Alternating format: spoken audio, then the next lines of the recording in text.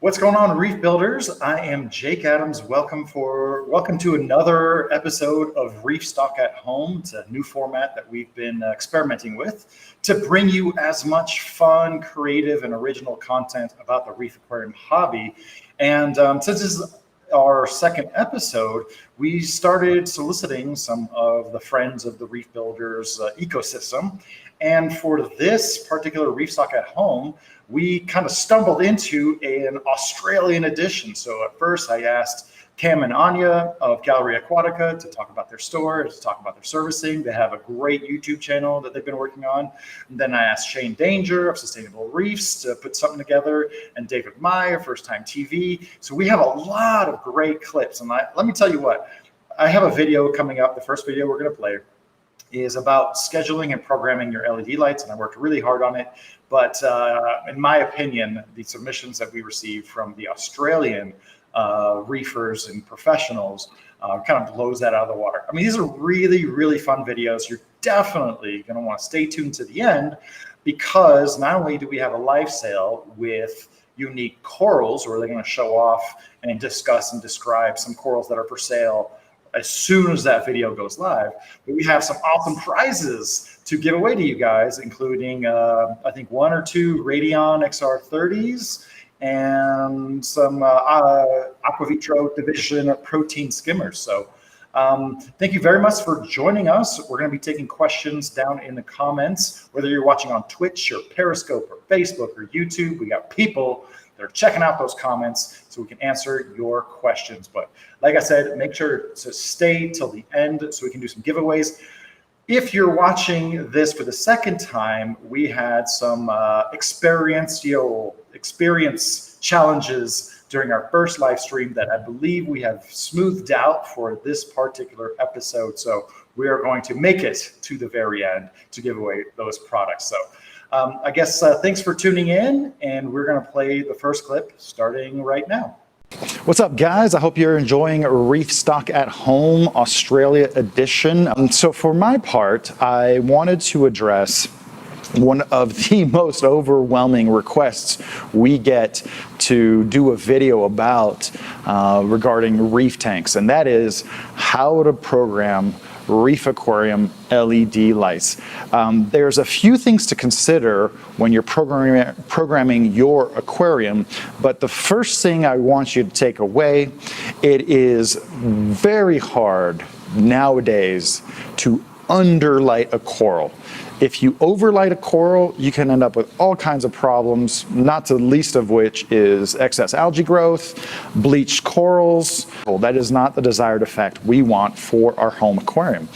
The other thing I want people to really take away from this is people have a blanket misunderstanding that coral reefs are at the equator, so thereby you should give your reef tank 12 hours of lighting. Sometimes people do more, but that is only true for really shallow water corals that are right at the top of the reef, that have no obstruction and are exposed to complete unadulterated sunlight that's not filtered by seawater in any way.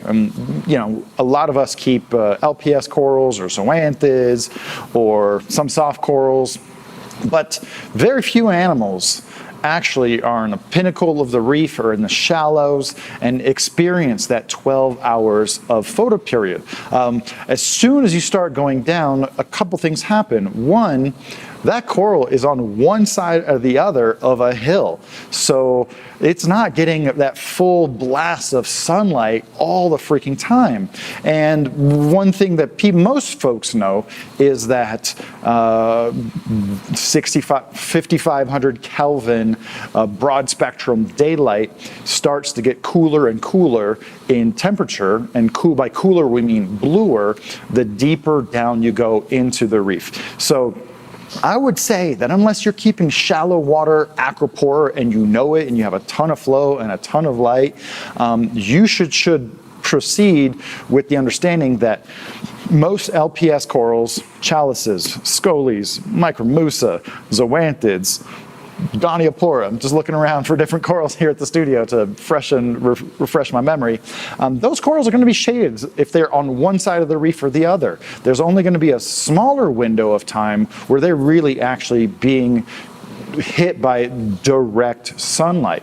The reason I use the air quote for direct sunlight is because some of the light is absorbed by the seawater, but a lot of the light is scattered by the seawater. So the deeper down you go, the light is a lot bluer, but it's also not coming from a point source anymore. It's coming from almost everywhere in the ocean because the light is acting like a prism and sending light rays in every single direction. So it's really important to recognize that unless your light is almost exactly fine-tuned for your aquarium, it's very easy to overlight your corals. So before you go and do any kind of experimental programming with your reef aquarium lights, just consider these things that I've told you about light absorption, light scattering, and the positioning of the coral on the reef. Unless it's shallow water coral, it is not getting more than 4, 6, 8 hours of direct sunlight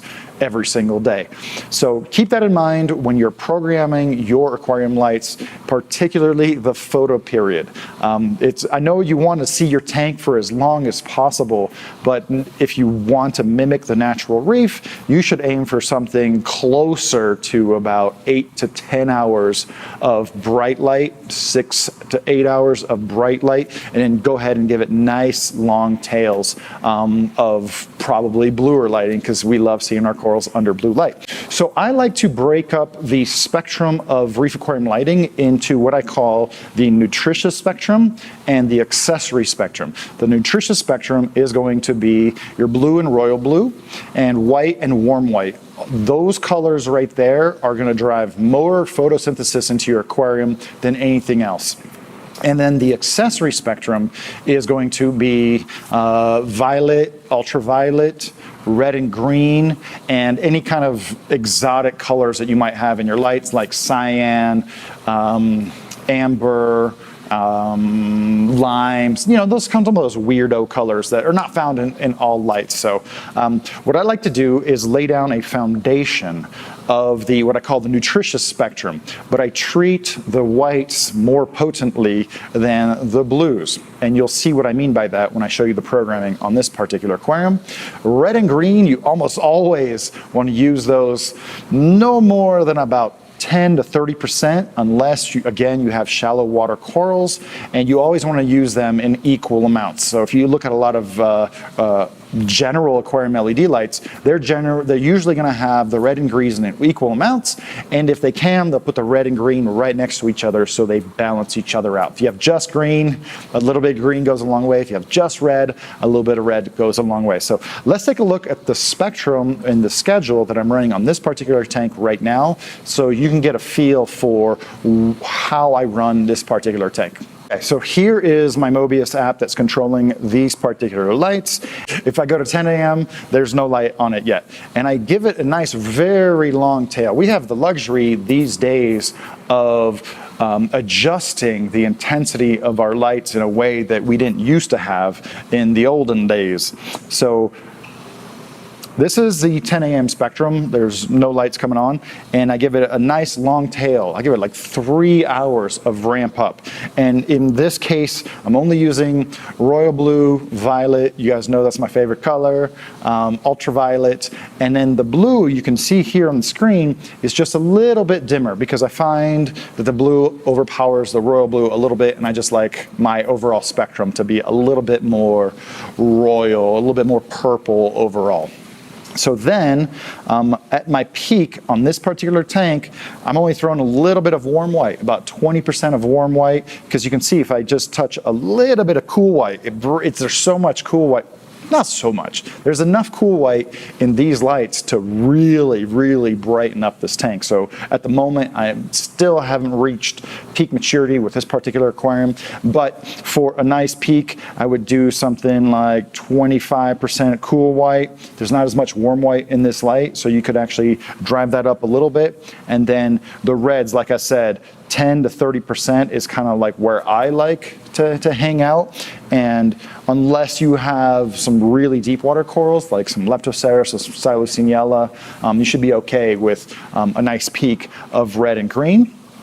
And then I do everything symmetrically, right? So everything I do in the morning, I do it pretty much the same in the afternoon.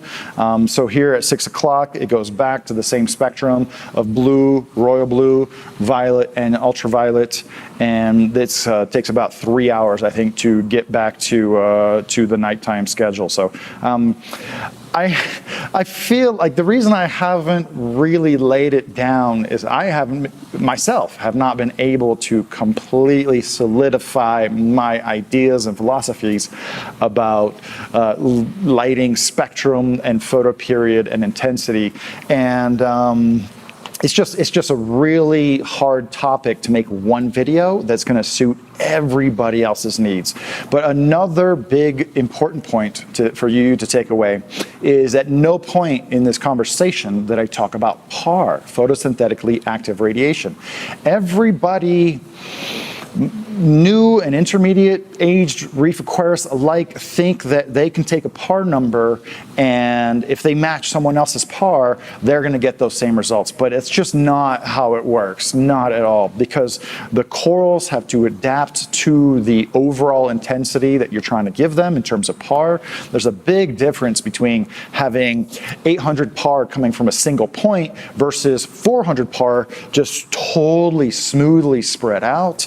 And I rarely measure PAR here at the studio. I really eyeball it, and just to bring it back full circle to what I was saying at the beginning of this video, it's almost impossible to underlight a coral. The worst thing that will happen if you underlight a coral, it's not going to grow quite as fast. It might not quite be as colorful, but those are really easy things to fix by increasing your light or changing some of the other parameters in your particular aquarium. So whatever you do to change your aquarium spectrum, your aquarium lighting spectrum, make sure to aim a little bit lower instead of a little bit higher, and just watch, really truly watch the reaction of your corals based on the changes you have made. And you know, I really feel in my bones that Ecotech Marine is leading the charge when it comes to providing the features and the tools that you need to avoid some of those mistakes. So they have an acclimation mode. So if you add a new coral in there, you can program it to be 50% dimmer for 3 weeks or 4 weeks or whatever you want to set. Some people have asked me about this zigzag pattern that people have played with to, I literally don't even know why. But I feel like you could just use the rolling clouds function to just kind of dim different lights independently to achieve the same results. So if you dig down in some of the best Reef Aquarium LED lighting control apps, you'll find a ton of features that may not make sense at first, and you don't have to master them all. I haven't.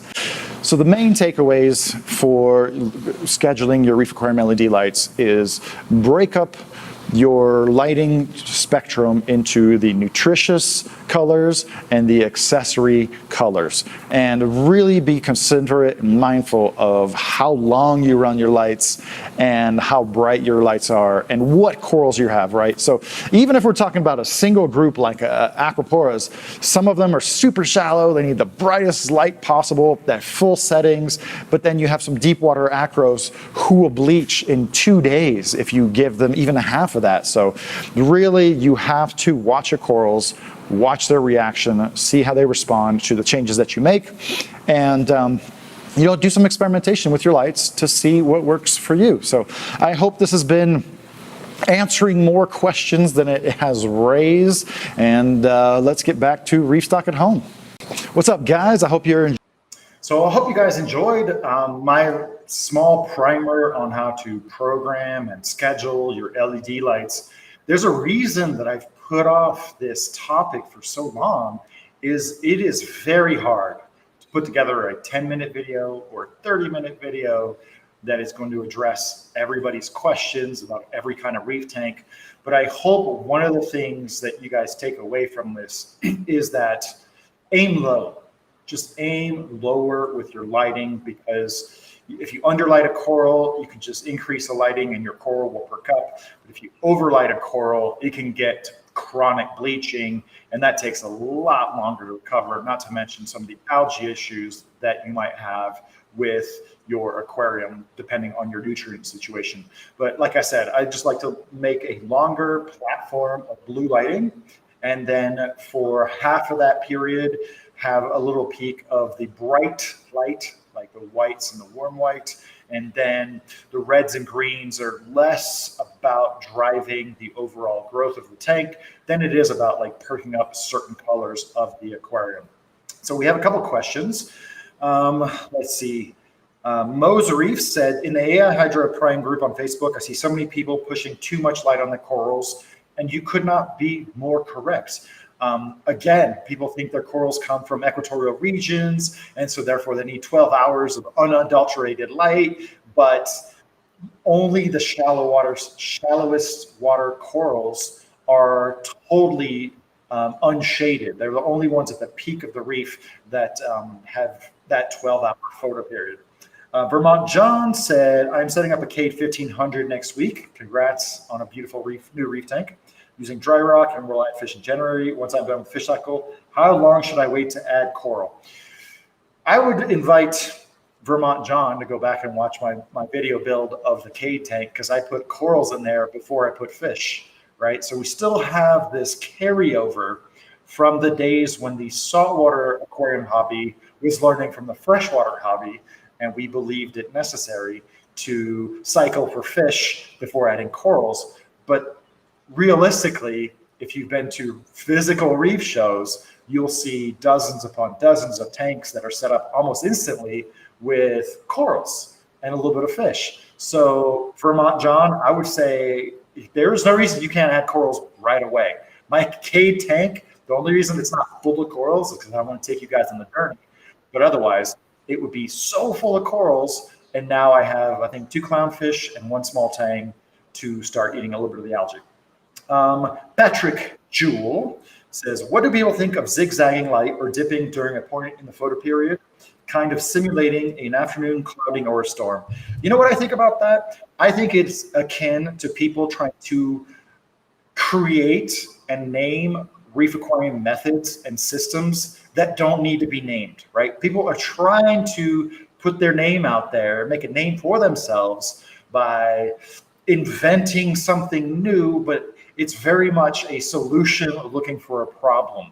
If you have your lighting intensity and spectrum properly scheduled and programmed for the corals that you need, there's no reason that you need to do that. For 20, 30 years, no one was ever zigzagging their intensity. And I talked about that a little bit in the video. And nowadays, I mean, most of the higher end reef aquarium LED lights, the Hydras, the Ecotechs, and many others actually have a storm function. They already have like a rolling cloud storm function that will do that for you automatically. And you just have to dig into the settings a little bit. But zigzagging it yourself, it just seems pretty silly to me. First time reefer TV. I don't know who that is. I think many try and overcomplicate their lighting schedules. Keep it simple and a great approach. I think what David is saying is that harkens back to what I was saying of like, there is no substitute for observing your corals. In my programming and scheduling discussion, I made almost no mention of par values because it's a shifting baseline. And Macy's daddy says, after I rented a par meter and adjusted my lights, the coral growth really took off. It's just too hard to eyeball intensity. It's hard to eyeball intensity, but it's not hard to eyeball the reaction of your corals, right? So if you aim low and you slowly ramp it up, at some point, you're gonna find that saturation where your corals are clearly getting enough light. And this also kind of brings up another point. Almost all reef aquariums today are trying to keep a mixed reef aquarium with a little bit of acros, a little bit of euphyllia, a little bit of soft corals, a little bit of clams. And so if you had just an SBS tank, it would be much easier for me to tell you, okay, you want to hit 400 par coming from all over the place, make it bright, make it white. If you had an LPS tank, all right, don't exceed 200 par, really blue and keep it a little bit dimmer and a little bit gentler. So the fact that everyone is trying to keep a mixed reef nowadays, that is the challenge in conveying how you should program and schedule your Reef Aquarium LED lights. So I hope that answers most of your questions for now. I think Peter C said, I've been told if your nutrients are low, you shouldn't pump high par. Is this true?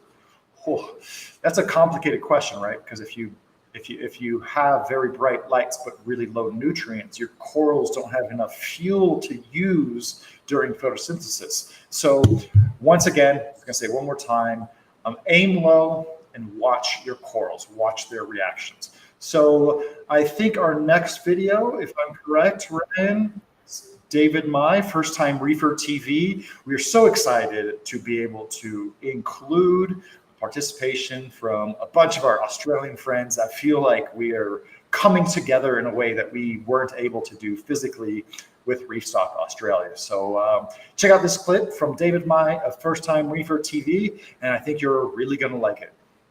G'day everyone, my name is David Meyer and I'm from First Time Reefer TV, a little YouTube channel based out of Melbourne, Australia, that covers a lot of the reefing events that happen across our beautiful country, including Reefstock, which is one of the first Reefstocks to ever happen outside of the US of A, and also doing LFS tours, tank tours, and documenting my reefing journey over the years as well, and how I've ended up at my dream reef build here today.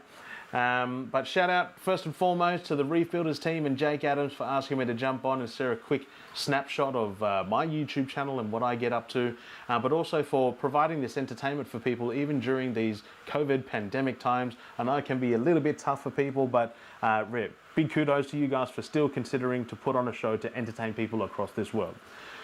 Now today I'm going to share with you two tanks that I feel have been quite pivotal in my YouTubing life per se, and how those two tanks have really shaped the way that I've decided to run this tank here. Now the first tank is from David Sirius. He is a reefer based out of Sydney, Australia. His tank is one of the first tanks that I got to see that was an SPS dominant tank, and as soon as I laid my eyes on it, I knew that I knew the SPS bug had just bit. His tank is about a year old by the time I got to see it. It's lit up with a couple of Radion Gen 4 and Gen 5. It's a water box 130.4, so 4-foot water box, and it was just absolutely beautiful. The growth patterns, the color striations, and also the polyp extension that he has with his SPS is just absolutely mesmerizing. And I found myself, even before shooting the tank, just standing there and just marveling at this beautiful symphony of polyps moving backwards and forwards, and yeah, it was just captivating and mesmerizing. And I knew from that point onwards that this tank here was going to be an SPS dominant tank. So shout out to David Sirius for having one of those crucial tanks in my YouTube channel career. Now the second tank this tank is what I regard as probably the best tank in Australia. Not even one of, it is the best tank in Australia. It is from none other than Yoshi Fujisawa. He's actually featured on the Reef Builders channel already as well. He has a Neptunian Cube 5-foot tank that is covered wall to wall with just the healthiest, most colorful, most beautiful SPS that I've ever seen. And unfortunately I haven't been able to see this tank in person. It was done via Zoom, but you know, luckily because of lockdown we found other ways to do tank tours, and this was one of the first ones. We go through really in depth on how in tune with his tank he is, and the sort of tells that he picks up with coral to understand what's going on with his water. Now the most interesting thing that I took away from or two most interesting things that I took away from my chat with Yoshi is, one, the benefits of aminos dosed into the water.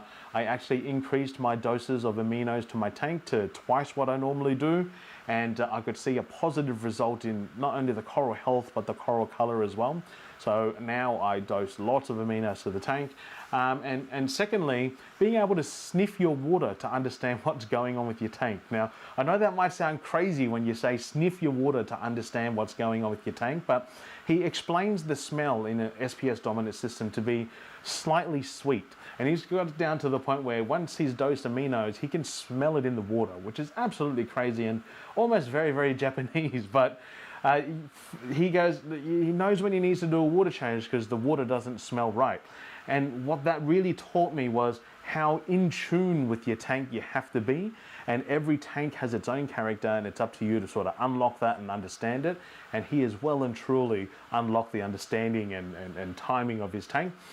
In saying that though, he's actually upgrading to a new Cade Peninsula tank, a 6-foot Peninsula, which is his version 2.0 of this tank. So I don't know how the best tank in Australia is going to get any better, but Yoshi is going to show us that. So if you jump over onto Instagram and check out bonsai_reefer, that's his Instagram handle, you'll be able to follow his documentation of his upgrade to the new Cade across there. Now I keep mentioning the Dream Reef build, and this tank here is my rendition of a dream build, something that I've been yearning to have ever since I've started, not only just a reef tank, but ever since I've started owning aquariums in general. I've always thought about having my own fish room that is entirely dedicated to my fish tank. And somehow I did get this past my wife, so shout out to my wife for being very understanding. But this tank here is a custom water box 8x4 by 18 inches deep. It's about 350 gallons or so in the display, plus another 150 gallons in the sump.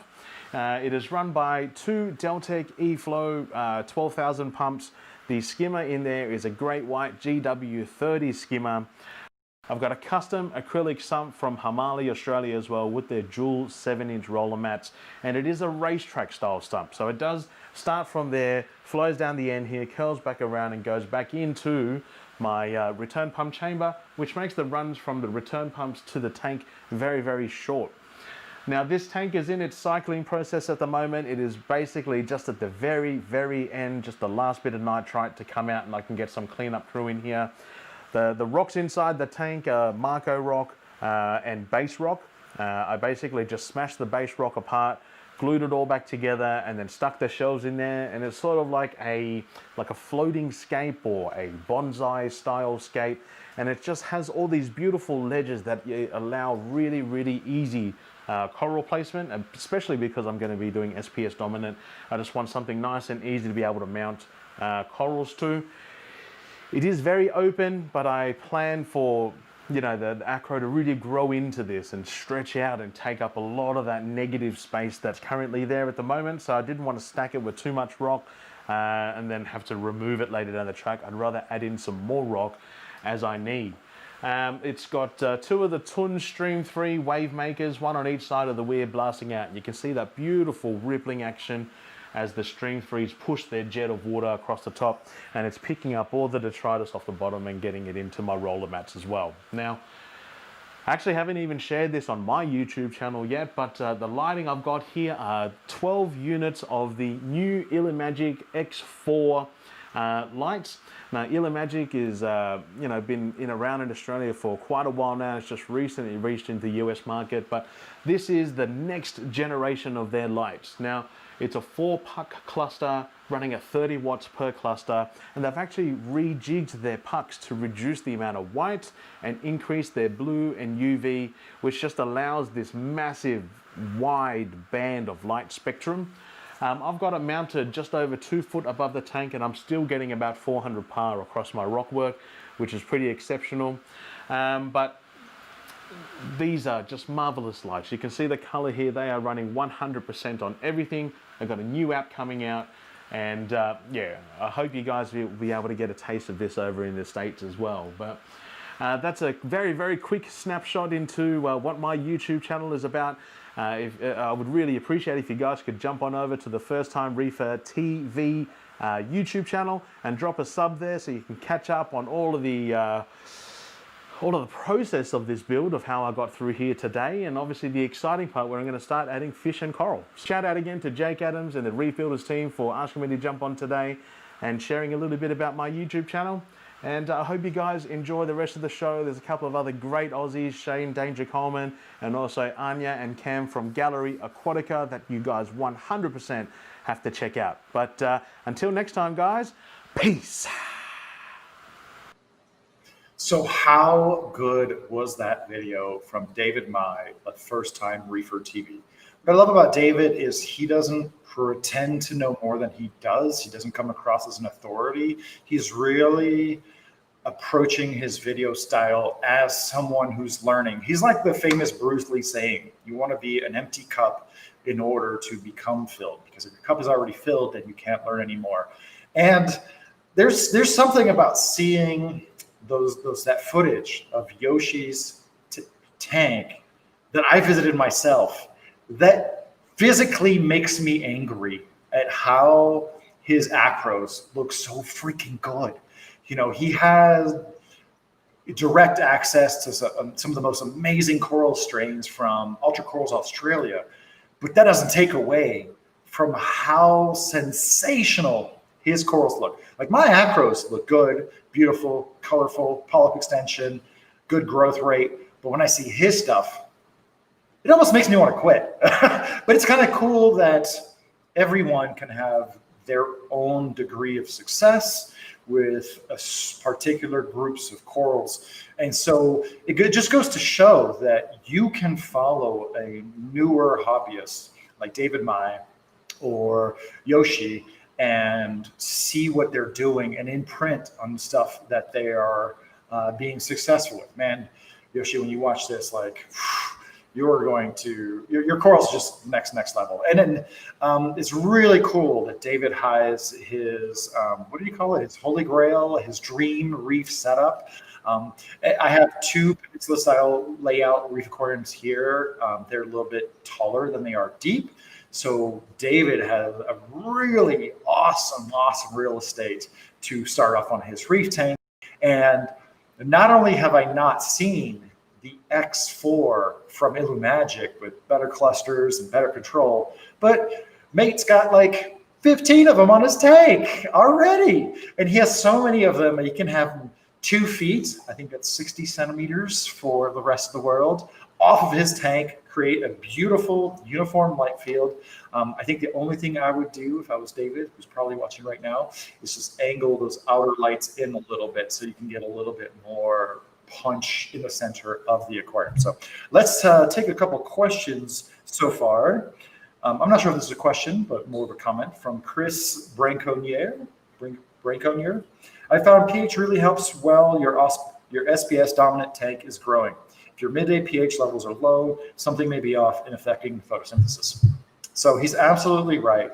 There's a strong correlation between higher pH in your aquarium and the physical possibility for aragonite crystallization to happen in order for your corals to calcify.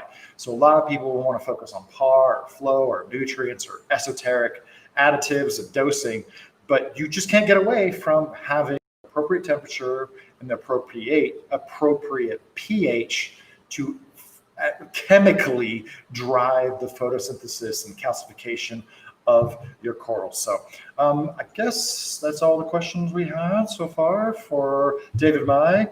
What else should I say? Ryan, you got any tips for that?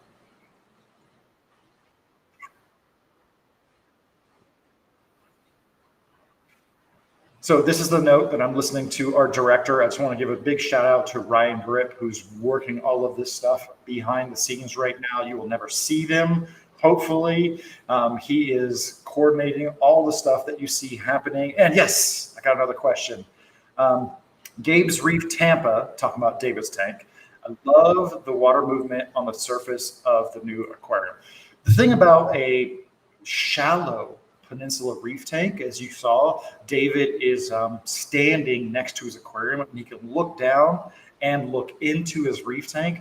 That is going to be so clutch.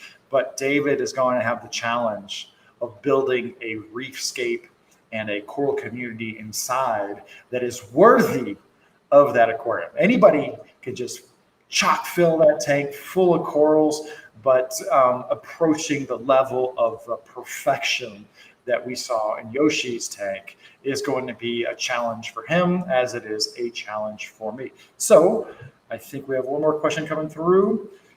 Nope, that's the same question. So we are going to move along with 2 amazing videos, not back to back. We're going to take some questions in between. So make sure to get those questions in, because I think that's how we're going to be determining who the winners for the. What's that, Ryan? You have to ask a good question to win a prize, I hear. All right. Just My Fish says, I couldn't go for SBS because there's too many nice LPS and softies available. It's too hard to choose between one or the other. Just My Fish is absolutely right that in this day and age, it is really a challenge to choose between some of the most colorful, fuzzy sticks that come in all kinds of silly names, beautiful colors, fun patterns, and then the really bold, brilliant, like sensational colors of LPS corals like Scolies and Lords, not Icans, and Micromoosas and the like. So I think next we're going to move on with Anya's video.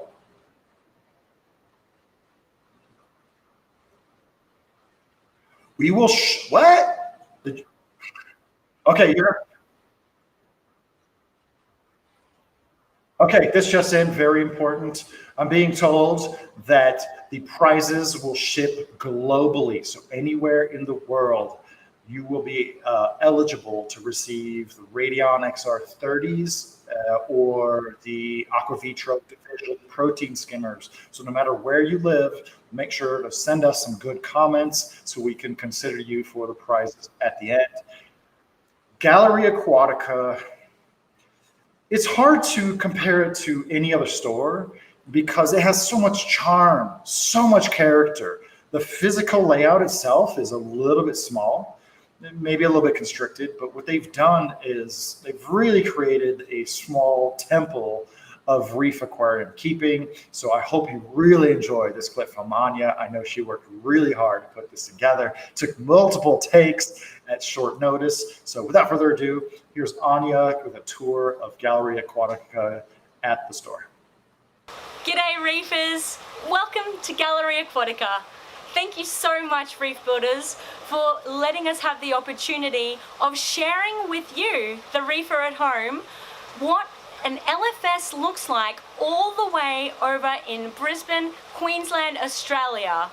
I'm going to just show you some of the really cool corals that we have in stock right now after a busy weekend of trading, and have a chat about the changing phases of the popularity of Australian corals and what drives these trends in popularity from the perspective of the Australian reefing community. So taking a look at the coral composition in our coral bays at this current point in time, the way we're displaying the coral loosely represents some of the fads and what is popular on the Australian reefing scene right now. The space dedicated to certain varieties and genus of coral has certainly changed extensively since even just a couple of years ago when Jake visited us and did a video for Reef Builders of our store. Historically, the Australian LFS has had quite a limited amount of genus and choices because 20 years ago, when I started working in the fish shop, we didn't really know how to keep coral alive for an indefinite period of time. With the amount of research that has been done since, the advancements in technology, our understanding of water chemistry, and the onset of the internet, we have really exponentially increased in really honing in on successful reef keeping methods to ensure the continued survivability of not just these simple, easy to care corals such as leathers and morphs and anemones, which were flooding the market 20 years ago. And now we've really begun to challenge ourselves by keeping a whole range of genus of coral and really getting a bit of a kick out of a moment when a diver pulls up a coral that we can't identify anymore. Let's have a think about what is really driving these trends. So the number one factor, in my opinion, of what is driving these kinds of trends is coral availability. We are solely reliant on obtaining new corals from divers going out into the wild and finding some unique pieces or not so unique pieces and bringing them to be available for us to even purchase off the lists.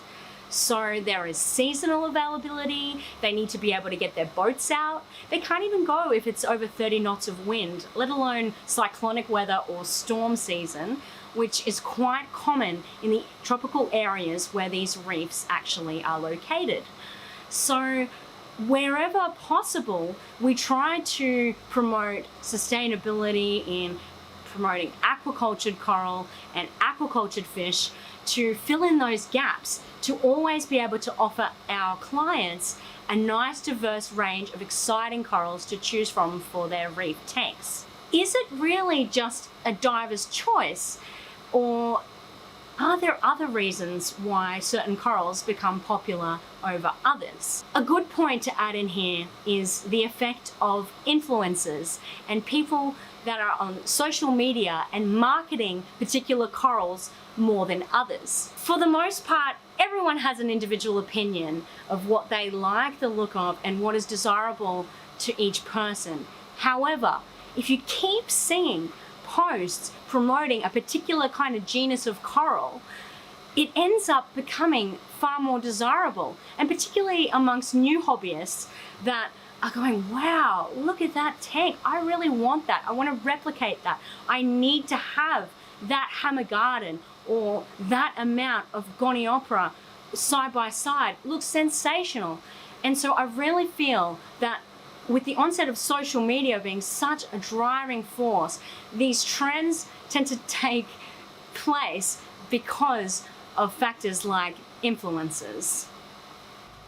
Another important driving factor is the ease of care of a certain coral, and that really goes hand in hand with the increase of knowledge. The current research suggesting that energy is shared amongst the colony, with foods being invented like Goniopra. There is no better example of this than the current trend of Goniopra popularity. Now, it's not just any old Goniopra that reefers are striving for. They're looking for the best, the brightest, the boldest, and the most unique.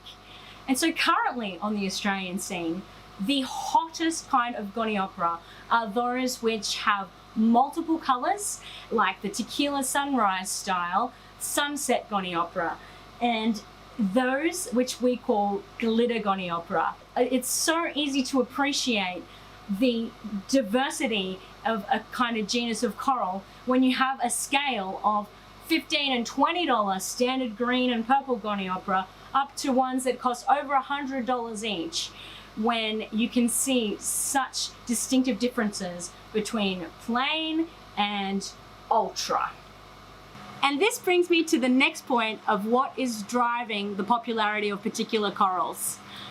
I actually created a poll to determine which genus was most of interest for Australian reefers on a very popular Australian forum called Mather. And I was quite surprised to see how some of the other genus fell in this poll, but the number one most popular coral from the poll was Fimbriophilia, hammers and frog spawn. The price point on hammer corals, there's something for everyone.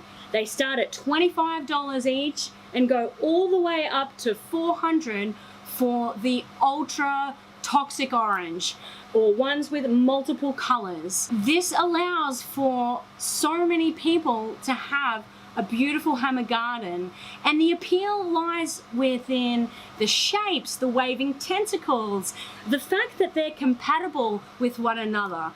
They are always available, and irrespective of if there's a cyclone in Queensland, we can still get hammers from Western Australia. And if Western Australia is having a bad weather, we're still able to get hammers from Darwin. So they're pretty much a coral that's frequently available, that undoubtedly ticks all the boxes when it comes to a wide range of coral collectors. And you can see here behind me just how beautiful it is to have such a diverse group right next to one another. I mean, if you had only the pieces that are graded as ultra or super ultra, they wouldn't look as bright, would they? And so there's a demand for both the plainer colors and the brightest colors, irrespective of your budget and what you like the look of. The next point I think is incredibly valid. is the fragability of a particular genus of coral. So interestingly, when we first opened Gallery Aquatica, there really wasn't a prevalence of aquacultured corals at any LFS. The very first coral that we started to focus on fragging was zoanthids. And the zoanthid scene was just hot, hot, hot. There were little businesses popping up all over the place where people were jumping on the zoanthid bandwagon, embracing the concept of using trade names for coral, which there was a bit of a hiccup initially where people just hated on it.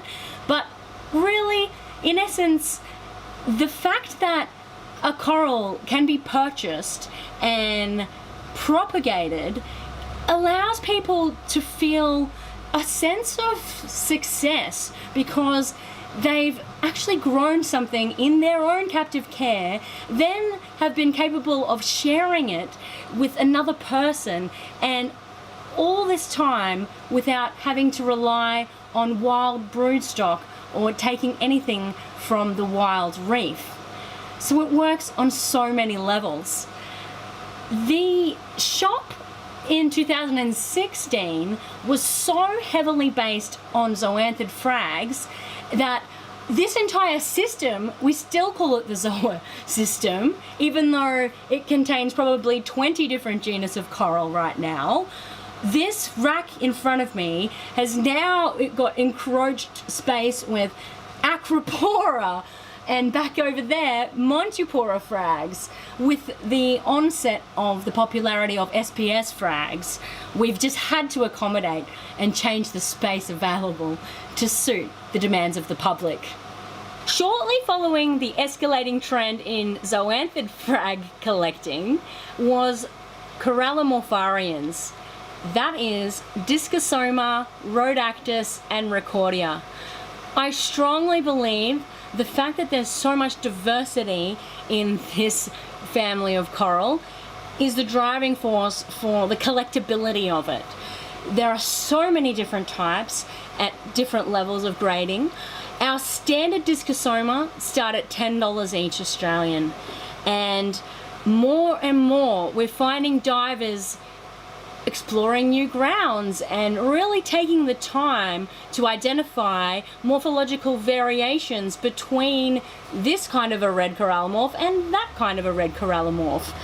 People care more about the tiny differences between the colors or the pattern or the bumps, and this has caused a huge demand for those kind of pieces that are unique to what we see every day at the average LFS. We really had a huge phase of Recordia Yuma, and it actually coincided with when Jake visited, and he actually went up to a huge coral collector up north and unveiled their vault of a plethora of Recordia Yuma. And to be honest, we've never had that kind of diversity available to us ever again. So our Recordia Yuma section here is okay. We've got some high-end kind of gold Recordia Yuma, a beautiful ultra pink Recordia Yuma, and the standard kind of greens and purples. Now they're only $30 each, but this is a huge contrast to when the Yuma craze was rampant and people were spending well over $1,000 for a rainbow Recordia Yuma because they were actually available then. Speaking of rainbow, I have to take the time to show you what we call our magic morph. For the US market, I know you guys call them shrooms. I can't help the fact that in the Australian language we just shorten everything, and so corallimorph is a morph. Take a look at this, and what may be hard to see because it just doesn't translate on any kind of a camera is the fact that this Discosoma begins life as a tiny little orange pup, and though the orange is bright and metallic and highly desirable, what happens next is absolutely mind-blowing. The next stage ends up being a sizable morph with patches of greens And then it starts to come up with hints of gold and orange and red and even maroon. And so these magic shrooms are currently faring a very high price on our Australian market, both for being absolutely sensational in the way of how bright they are, but also incredibly rare. Another trend that we have seen come and go in the past few years has been the Micromoosa Lord Howensis fad.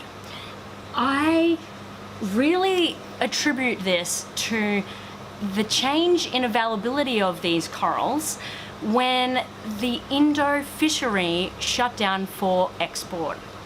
I feel that there was an increase of pressure on Australian coral collectors to fill that void to the overseas market, and where we used to have an ACAN section that was half of this system, now they've been narrowed down to just this tiny little tray. And even though the prices have gone down and the pieces are absolutely sensational, we do find less of a tendency of these kinds of corals to move. So Lords are beautiful. They're not difficult to look after. May I just add here, they absolutely love being target fed. I honestly think that they are still being collected in the same kinds of numbers. However, because demand and supply tends to go hand in hand, we don't see as many ACANs available at your average Aussie LFS these days. Another very similar case is with Scollies, the Australian Homophilia australis. Now, our Scollie selection used to be incredibly extensive, but since the Indo shutdown, we've really found less of a demand for these corals and less availability of these corals. So people have sort of moved away from wanting to have a Scollie garden or a Scollie rock. And, you know, this could also be because of the influences sort of moving away from them. I can think of quite a few people on the Australian reefing scene that no longer keep Scollie gardens, and that really could have played a pretty decent effect. Part of the fun of having your own reef at home is filling it with your choice of amazing corals that you find intrinsically beautiful. So our store doesn't just stock what's hot right now, because at the end of the day, I personally have a bit of an obsession with coral genus that may not actually be deemed very popular on our current market. And this is why we feature a huge range of low light SPS frags. We've got multiple colors of Stylociniella, Pavona, Samacora, and Leptoceras, all of which I find are up there with the top of my personal favorite corals. But I do find a little difficult to convince someone that that space in their reef is worthwhile popping some of those frags into. Other corals that are sort of a bit hit and miss at the moment are Blastomoosa or Favia, Platygyra, irrespective of the fact that they are stunning, the color is bright, and they are unique. It takes a particular kind of reefer to really desire to keep something that no one else has. And I guess it's a little bit like treasure hunting. You know, you want to know that that piece is special, that that one piece is 1 in a million. And unfortunately, often the rarer pieces of coral also reflect a very high price. But it's the price you pay for something unique and rare. And for the most part, if it's also able to be propagated, I would kind of be more inclined to call it investment purchasing. So what is my prediction for the future trends of the Australian reefing scene? I'm seeing a progressive movement away from focusing so much on wild corals into focus on aquacultured and maricultured stock lines. There have been extreme advancements now made on the front line of coral propagation techniques, and with this success we're seeing people fragging Deschayesiana, Cyanarina, and even things like Homophilia australis. So this gives me great excitement as to where the future will hold. Thank you so much for joining me today at Gallery Aquatica as I covered some of the trends of popular Australian corals on the scene to date. I can't wait till this COVID nonsense is over so I can jump in a plane and head on over to Reefstock and talk coral porn in person with you all. Hopefully that won't be too long. Until then, you can always catch us on our channel Gallery Aquatica TV, so stay tuned. I'm Anya, happy reefing! I gotta say, I'm incredibly impressed by a update video from Gallery Aquatica, because I've been to this store a few times, and honestly, it's just like a candy shop. It's just a candy store of fun and beautiful corals. Seeing the video from Anya just really made me wish that I could go shopping there. So maybe after we do our Q&A, I'm going to talk to Anya, see if she can talk to some wholesalers for me about sending me some of her goodies. So I believe we have Anya with us and Cam to talk about their store. What's up, guys? How you doing? G'day, Reefers. Hey, Jake. How are you going? I'm going good. I just want to thank you first and foremost for your 2 awesome video contributions and showing off your store.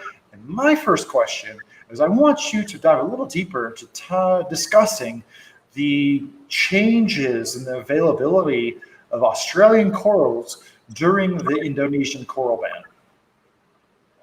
Sure.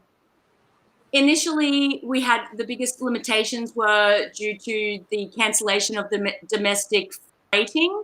There was a lot of issues with the flight paths not being available. And if there were any flights available, the spaces available to put our livestock on were being superseded by medical supplies and things like that. And so being in Brisbane and having most of the collectors being north of us, we were many times even able to help out stores whereby the corals were meant to be going to Melbourne and Sydney, but after 2 days in transit on something that should have just taken a couple of hours, people were reaching out to us, store owners, to go and rescue their boxes.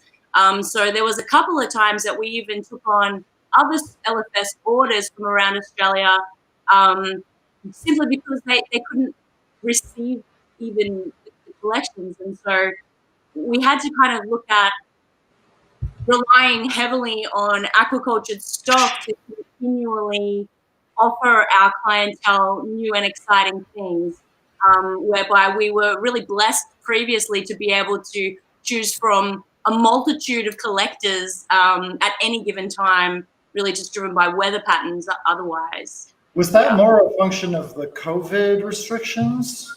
The COVID, so certainly has reduced our ability to send corals, but we are lucky being close to the collectors up north. So tell me more, though, about how you used to have a lot of Lords and a lot of Scolies and a lot of Bowerbankies and classic Australian stuff, but when the whole world only had Australian corals, how did that affect your supply? It certainly diminished. I think it became harder to get certain corals, and we always felt that they were all going to America, being a bigger market. Yeah. But we have suppliers that looked after us, and we were still able to get wild corals. But as Anya was saying, we certainly did look at a lot of aquaculture options. We certainly looked at, we have a propagation room, of course, so we probably relied more heavily on our own propagated corals. So this is something that people don't know, is we saw the store, but you guys have a whole farm of stuff. And it is a contingency plan for us for this sort of thing. If something happens with our wild collected sources, then we have our propagation room. And we don't just frag corals, we grow corals out. So if we can't get wild corals and large size colonies, we do have some sort of medium sized colonies which we've grown out for a period of time to take the place of those. So for us, we probably weren't as affected as some other shops might have been. But I feel like that definitely reflects a lot of the American retailers, the coral fraggers, the ones who really invested in aquaculturing stuff. They were doing the best. They were doing so good that other stores were hitting them up about supplying them with corals and frags and such. Yeah, And when it comes to like trends and stuff, I remember reefing for like 17 years before Australia opened up globally. So corals like Micromoosa lords and other Micromoosas and Duncanopsamia and Moslea, these and Homophilia australis, these are corals that were unobtainium to the entire world before Australia opened up. And now people don't care unless it's got somebody's crazy name on it, or it's got like a $2,000 to $5,000 price tag and like retina melting colors. It's good for me that people are going after that stuff while I'm still interested. But for example, I have a Duncan up here, which is a very rare strain that was like on one edge of Indonesia before Australia opened up. And so I still like cherish Australian corals in a way that I think people who enter the hobby beforehand, they could never appreciate. Well, I think it's also it's a very different perspective from us because we only have Australian corals. We look at international corals and think that they're the best thing ever because we don't see them. Yeah, no, it's grass is always greener on the other side. So another thing that I really enjoyed about watching Anya's video is it just reminds me of the first time I came to your shop and we cracked some beers late at night and we're able to enjoy your collection privately. And Anya was the first person that actually turned me on to sparkling and glitter gonies. And I kind of thought twice about how she was calling little baby mushroom polyps pups. And but I think that's kind of taken hold now of calling little baby shrooms pups. Anya's definitely helped with that. Oh, thanks, Jake. We were so amazed when you came to visit. That whole week was just such a whirlwind. That was one of the highlights of my reefing career by far, having you here. That was amazing. No, having Julian at your shop was probably better. No, He was there first. He was there first. Definitely. All right, so I'm taking a look at some questions. Someone's having trouble keeping that pH in check from Ricardo Fuentes. Most people struggle with low pH, but mine hangs on 8.7 and 8.54 in the low. Running a Scribber, fairly new tank. I guarantee your tank is not 8.5 to 8.7. I would definitely double check the calibration on your probe because I feel like 8.5, 8.6 is kind of the limit. So I really don't think you're achieving those numbers because you'd have to have such a high DKH and such an absence of carbon dioxide for that to be happening. So this is a little bit more applicable to you guys. Gabe's Reef Tampa says, are there any corals that Australians are able to have but are restricted from shipping to other countries? I don't think there is. Is there? Well, see, I thought that a lot of the corals were CITES listed, so we weren't supposed to be exporting them, large single polyp things. But I don't know. They seem that they're all exported. Yeah. That's One thing I will tell you is you will never get a beautiful carpet anemone out of Australia because Australians, they freaking love their carpets. Tom, your boy Tom, had an anemone tank with just all kinds of different anemones. And when I was in Australia, I recognized that there was much deeper appreciation for anemones as well. So I don't think there's anything that's actually legally barred from export, but the local market for Yumas and for carpet anemones is just much higher than it is globally. What would you say about that? The industry is so heavily regulated here with the quota system and driven by sustainable practice that there is no evidence or any research to suggest the need to restrict a particular coral because the Australian government is so stringent on the practice of even the wild harvest, let alone the regulation behind the exportation. So basically everything we can get, some of it gets exported, I would say. Yeah. So yeah. But you're never going to get a beautiful rainbow red, blue, or crazy colored carpet out of Australia because you guys pay real money for it, right? It doesn't ship as well either. So, you know, the collectors that we use who export, they tend to offer us large leathers, large Sinularia, large anemones, because of the sheer issues with that, you know, 72-hour potential transit period as well. And the freighting cost behind the heavy weight, of course, of that much water. Yeah, yeah, you're totally right. Some of these show quality corals, just they don't need to be spending 1 or 2 days in a bag on their way to Los Angeles or Tokyo or Frankfurt. Yeah, yeah. If possible, of course. Okay. I'm being told we're going to move on to the next video very soon. I just want to acknowledge a few of the comments we have. Tim Kija says, Australia has so many nice mushrooms. Love my true interstellar Discosoma from Australia. Really hard to get here in Germany. And what else we have? Lucas H says, back to lighting. Do you tend to run the newer XR30s at higher intensity, considering the cruise less power to optimize spectrum? Lucas, to answer your questions, I don't really know. I believe they're the same clusters. I'm excited to hear that there might be a new app to run those things, but until I get my hands on them, Australia is going to be enjoying them for a little while. I believe they're intended for a January launch in the United States. Don't hold me to that. And this is a really cool comment from Matt's Reef.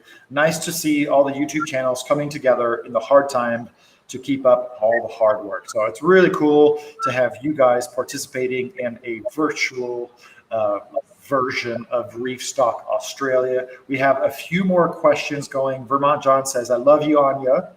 You are great, and your enthusiasm is inspiring. Ashley Simpson says, Anya is a legend. And without further ado, we have a lot more questions and comments, but we have to keep the pace going. So you guys are going to really enjoy the, what is it called?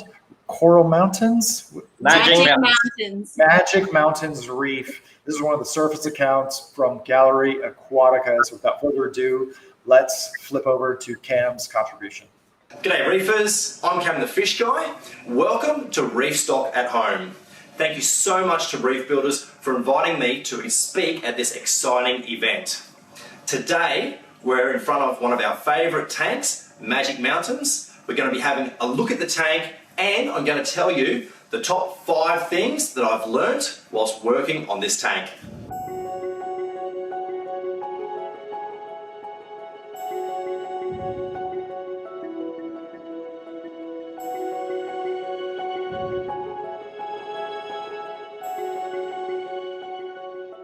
Let's just have a chat about Magic Mountains. Now, first of all, Magic Mountains is a big tank.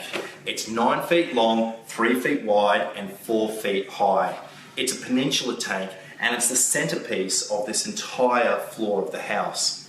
And when we first started working on this tank 3 years ago, it was a sparsely populated fish-only system. There were no corals in here. The lighting was completely different. The filtration was different, and in those 3 years we've really brought this tank to life. This tank is lit by Hydra 52s. We have Gaia wave makers both at this end and one on either side down the other end. It is effectively a large 2-bomby system, which in itself does create a lot of complications.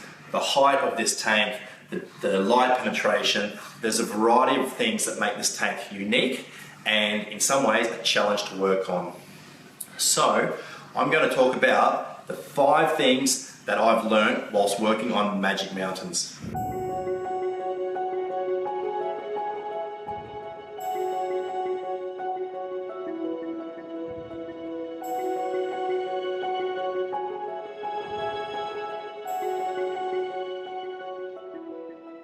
The first thing that I really think about when I think about things that I've learnt from working on this tank is the way that I now position chalice.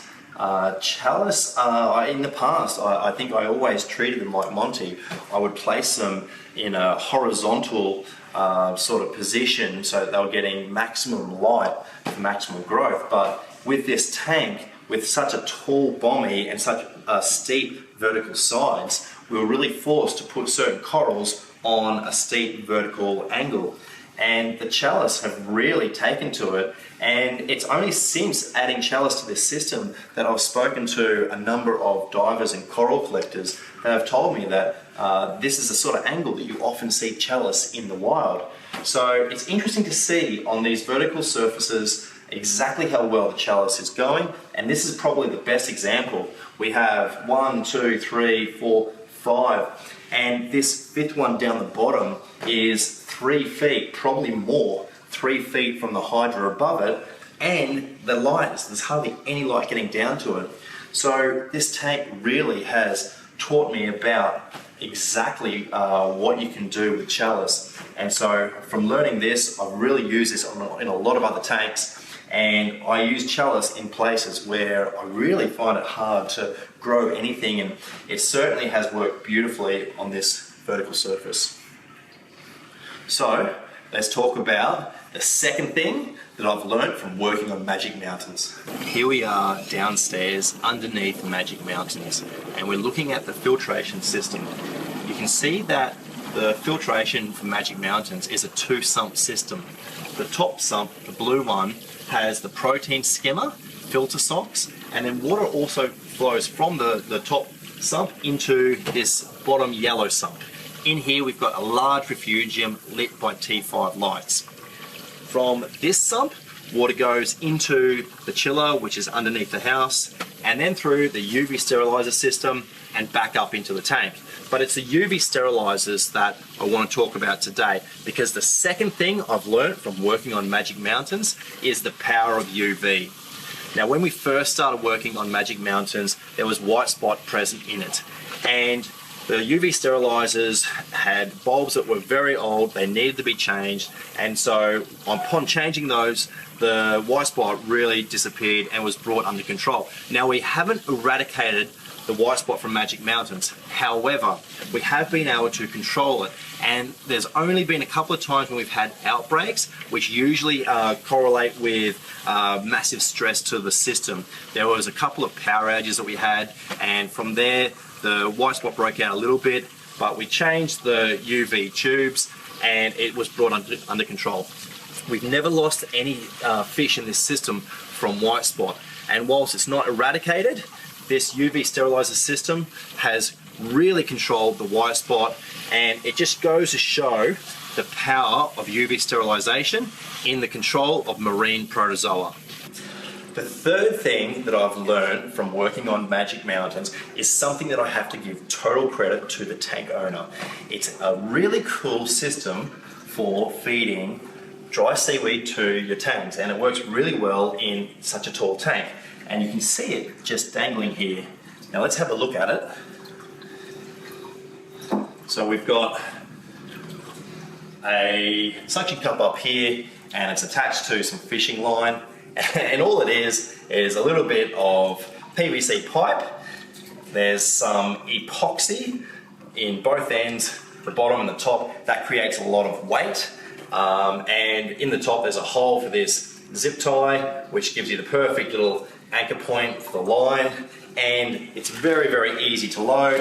I've just got some dry seaweed that we sell at Gallery Aquatica, and I'm going to attach it with a rubber band. Now, this might not seem like something so amazing, however, it works really well. The idea of the epoxy for the weight is excellent, and I just love using it in this tank because all of the tangs, they just really get into it, and it looks so good when you're feeding them. The fourth thing that I've learned from working on Magic Mountains is a technique for killing pest anemones, and it's using hot water in a large syringe. And effectively what I do is just draw up the hot water and really scald the pest anemone to the point that it dissolves away into nothing. Now, I've already removed a heap of pest anemones up in the top half of this tank, but unfortunately, the pest anemones are also in the bottom half. And to do this, I'm going to have to get in the tank.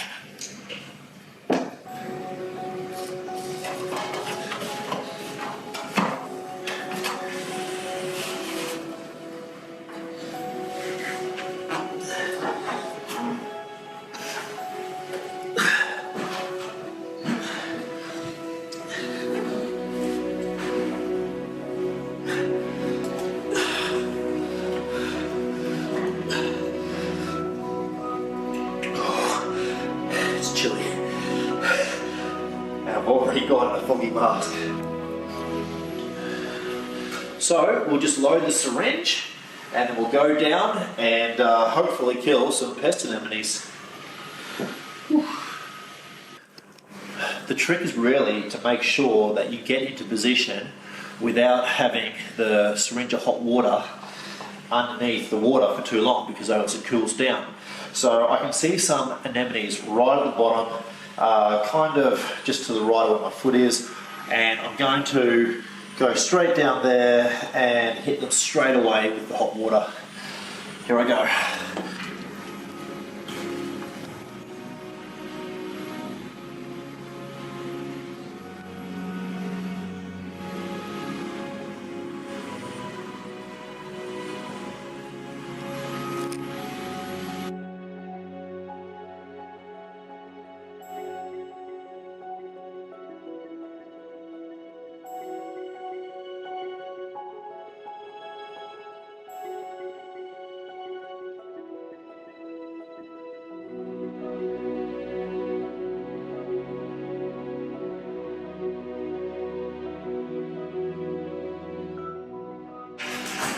The last thing on our list of the top 5 things I've learned whilst working on Magic Mountains is that you can never use too much glue.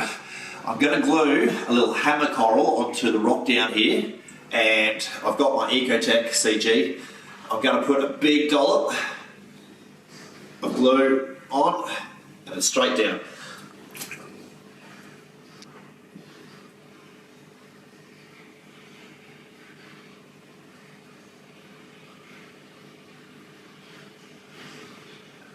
I reckon I've spent hours of my life holding corals in place in this tank waiting for the glue to set.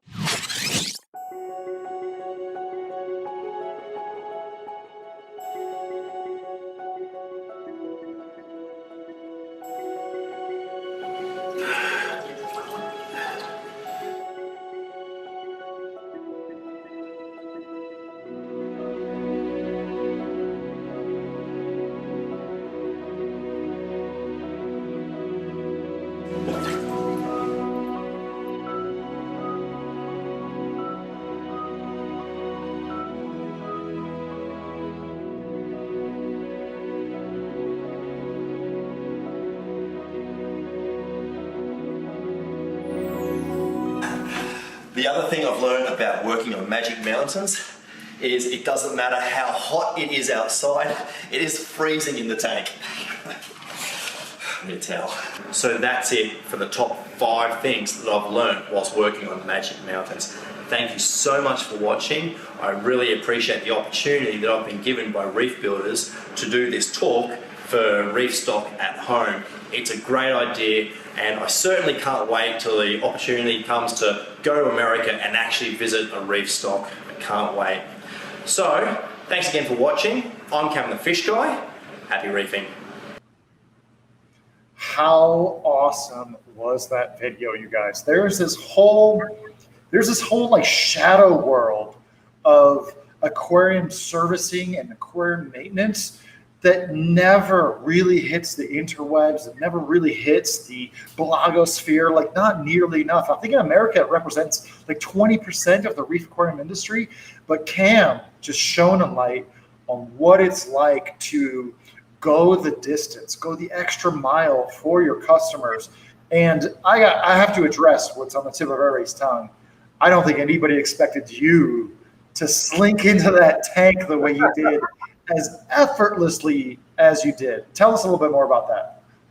Well, there's not a lot of space, as you can see in the video, and I just I take off one of the hydras, so there's a little bit more space, and it's just technique. You know, one arm, one leg, and then you slide on in. It's incredible, bro.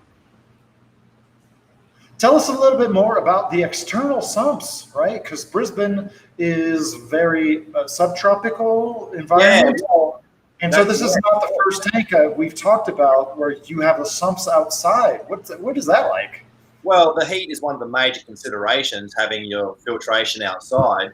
And so they're actually seafood transportation boxes. And so they're heavily insulated. There's foam through the core of those boxes. Oh, so they're insulated containers. I didn't realize that. And that's the reason why it works so well. It's a large system with a large chiller. And the fact that they're covered with an insulated top and an insulated sides, it's actually excellent for temperature control. And that tank, one of the most stable temperature tanks that I work on, 24.5 degrees Celsius constantly. And it's because of those sumps. Yeah. So describe them again. They're insulated like seafood containers? Seafood transportation boxes. They're the sort of box you would put on the back of a truck and put ice and lobsters or crabs or prawns or shrimp or whatever for transportation. So they have to be they have to be insulated so that the seafood doesn't go off whilst it's being transported. So it makes for perfect sumps for outside. That's absolutely just brilliant. Really good thinking there. Now, you have huge ultraviolet sterilizers. Can you just circle back to what you were saying about needing those for this particular setup? Well, so there's been a variety of outbreaks through the last few years, which have often, which we've been able to fix by replacing the UV sterilizer bulbs. When the bulbs on the system are new, it's a very, very effective form of marine protozoa control. And it's only when something happens with those UVs where the bulbs need to be replaced that we have any sort of problems. And so it's a very, very effective system. We kind of missed the boat in terms of quarantining all fish going into that tank. And so things have sort of been thrown in a little bit haphazardly, unfortunately. But when those UV sterilizers are working at their optimum, they really control any problems that we've ever had. So you're using Hydra LED lights on that aquarium. Yes. Two questions I want you to address, maybe kind of in tandem, is how did you pick those lights? Because I have a clue as to the answer. And two, touch upon what you said about mounting chalices kind of vertically on the reef wall. Well, hydras have really always been one of my favorite lights, and the lighting system that was previously on that tank just wasn't doing the job in the slightest. And we actually started we started with 4 hydras down the center, and we just added to it, and now we've got 4 lots of 2 angled to suit the aquascape of that tank, the 2 big bommies. And so really it was just a way to maximize the light. And we don't have a lot of space between the surface of the water and the inside of the cabinet. And so hydras just proved to be the best option and the most, easily customized for the aquascape. And the chalice down, both sides of that bommy against the wall really are getting very minimal light because the hydras, we don't have them right on the outside of the tank. And so the amount of light is very minimal, but you can see the chalices on that vertical angle throwing out in a way that they are capturing what little light is going down that section. And the angle that they're growing on, really, for me, I think that's the reason why they're working so well. I think I've previously fried chalice by having them too horizontal. Absolutely. I actually have Hydra 64s on this tank, and from experience that if I put a chalice in here kind of flat, first thing it'll do is just kind of grow underneath itself, right? So when you start putting those chalices, almost vertical, at least 45 degrees or more, they're going to start really just kind of filling out. And so, like, super impressed with how you put that together. I think you got some tips from a traveling aquarist who did a little aquascaping in your main reef tank. And I think I have a goal display tank placed by Jake Adams. And I was literally saying, like, put this down, put this vertical. It's going to grow perfect. Okay, so we have some comments for you guys. Ashley Simpson says, Anya is a legend, and that's an understatement. Patrick Jewell says, yep, aquaculture spawning is the next frontier. Normano says, get this, I started reefing because Gallery Aquatica YouTube channel. Wow. That's one of the best comments we can get as YouTubers, is really inspiring people to do this. I think there was a lot of hubbub about Cam's new haircut, which I need to get on that train, because I have Cam's old haircut and he's got my regular haircut. It looks great, by the way. Let's see. Servicing that tank must be a logistical nightmare because of the height of it. I bet the client of Cam must be happy that someone else is doing it. Gabe's Reef Tempo says, I've never heard anything about hanging a chalice vertically. Maybe that's why I've not been successful. If you had the light dim enough, you would be successful. But with a typical reef aquarium lighting, getting the coral at that kind of angle really helps them to receive light in the way that they're used to. Question for Cam from Peter C. What would be the best investment in terms of equipment for a new reef tank, in your opinion? Cam, I'm going to challenge you to choose your words very carefully, because I'm going to be I'm going to say a good refugium light. Lighting in general, I think, is particularly important. However, one of the things that I see on a lot of tanks in Brisbane is a refugium that isn't really cranking. And a good refugium light. Refugium or an algae scrubber? Because in my book, those are two different things. Refugium. I think you're talking about algae scrubber. But anyway, carry on. All right. So lighting in general, I would always recommend spending the money on the lighting. Really? Why do you feel so strongly about the lighting? I think if you've got good lighting, you can potentially have better success with, even if a lot of the other aspects of the tank aren't so good. Yeah. And I think in terms of equipment, I mean, water chemistry, of course, is important, but that's something that you can get away without spending money on, potentially. I mean, flow is important, and there's so many aspects of a tank which is important, but spending the money on good quality lighting, I think, is where I'd be directing my funds personally.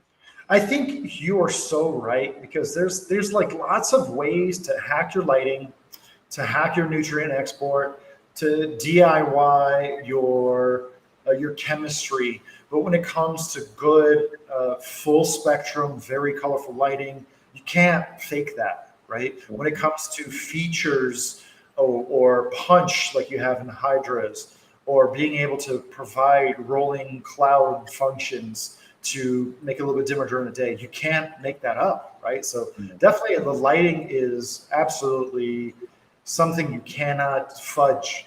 But just for my follow-up, why did you say the refugium light first?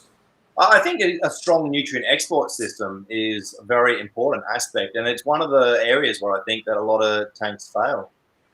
And what is your favorite algae scrubber light? So I think our definition of algae scrubbers could, so when I say refugium, I'm talking about a section of the sump with a light over top of it. Algae scrubbers, in terms of a mesh with a light above it, growing algae out of the water, is not a thing that we see commonly in Australia. So algae scrubbers aren't really a thing. There's definitely like it's not even an Australian thing. It's a cosmopolitan thing, that there's a little bit of disconnect between a refugium back in the day. In my book, it could have no light on it. It could just be like a section with some rubble and some shrimp and places where things that grow. But there's like a continuum that's been created from the pure refugium to a pure algae scrubber. So for example, my completely submerged, tumbling Ketomorpha barrel. I call that an algae scrubber. Although I think most people's parlance, an algae scrubber is probably more likely relating to microalgae. Yeah, I think that it's really what it is. It comes down to different terms for different countries, and the way when we talk about algae scrubbers, I think that it is different to what we're talking about in Australia and America. So that's we are in agreement that a good quality lighting, whether it's for your refugium or for your main display, it's just you're going to get so much benefit out of it. Whereas there are some hacks you can do for the flow and some of the other aspects. But Cam, I definitely want you to let you know that Joe from Unique Coral says we installed a tank of the same size of a floating. So it had no stand, I believe. I think it was just like stainless steel and maybe hanging from the ceiling. And he says it was a major challenge to service, and so he can feel your pain. And Vermont John is back in the chat. He really wants a piece of those prizes. He says, my system is configured with a UV system, but I was going to start it once I add fish. Is that a good idea? What do you think about adding the UV, Cam? I kind of missed that. You adding UVs to what, sorry? He's saying he was only going to start it up once he adds the fish. I think he could start it now. Oh, right. Yeah, well, some people will argue that if you're cycling the tank, having the UV is going to potentially reduce the amount of bacteria, but I don't really think that's too much of a thing. I think potentially you should be able to run it from the start, but yeah, I probably wouldn't run it until the fish go in, to be honest. Cool. Then we have a contribution from friend of the enterprise, Remy of Bahama Llama Coral says, Cam, I've always wondered if skin oils affect the water you always hear to keep your hands out of the tank. I'm assuming the massive filtration and UV takes care of any bad things. What are your thoughts on like skin oils affecting the tank chemistry? Well, it's definitely possible, without a doubt. I typically will not wash my hair or do, anything like that on a sunscreen on a day. Deodorant on a day that I'm getting in a fish tank. And often the guys at the shop will ask me if it's a day I'm getting in the tank because I'm not wearing deodorant because they can tell. So. Yeah, and so one last question for you, Cam. Estonian Reefer asks, have you ever been attacked by any fish when you get into your aquariums? Of course, almost always the clownfish. Even when you're swimming in the tank, the clownfish will go for you. But also cleaner wrasse. And I quite like it. At you, right? Yeah, well, I've actually opened my mouth underwater and have them swim into my mouth. So it's quite cool. Oh, Ryan wants me to ask you, what time is it in Australia right now? It's 7:30 in the morning. So what time do you guys normally get up? On a Sunday morning. The 13th of December. What time do you guys normally get up? 4 or 5 in the morning. I sleep in till 6 or something, but Cam gets up at 3:45 to go collect natural seawater many times. You collect your own seawater. Yeah. All right, we got to talk on this before we move on to Shane's video. Just in 1 minute or less, tell me about what it's like to collect natural seawater. Well, it's very weather dependent, and at the moment we've got this huge rain event which is happening, and I'm a bit worried I'm not going to be able to collect for a little while. But we just pick a spot down the Gold Coast, which is very close to the ocean, and we throw a pump in and fill up our tank. And we test the water with Triton ICP testing, and it always comes back really, really good. So it's a cheap, readily available source of water for us. 2 questions before we have to wrap it up and move to the next video.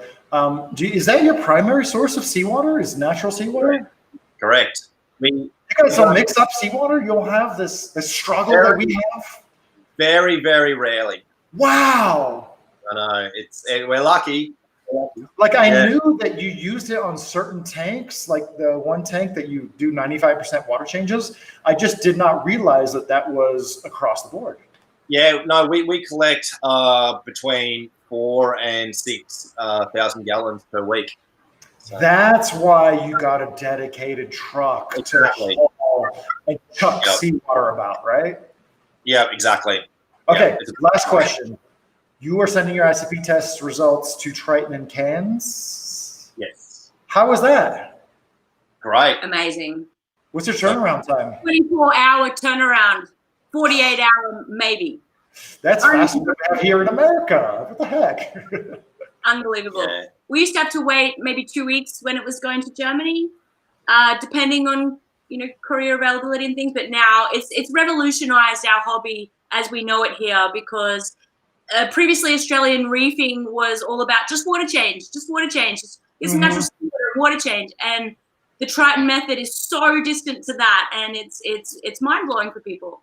Very cool. Well, we could talk about that alone for another 2 hours, but man, you two are some of my favorite folks in Australia. I miss you very much. I can't wait to get back out to Brisbane and go eat some barramundi and enjoy the shop and check out some of your collections. So thank you so much for your contributions. You guys are absolutely awesome.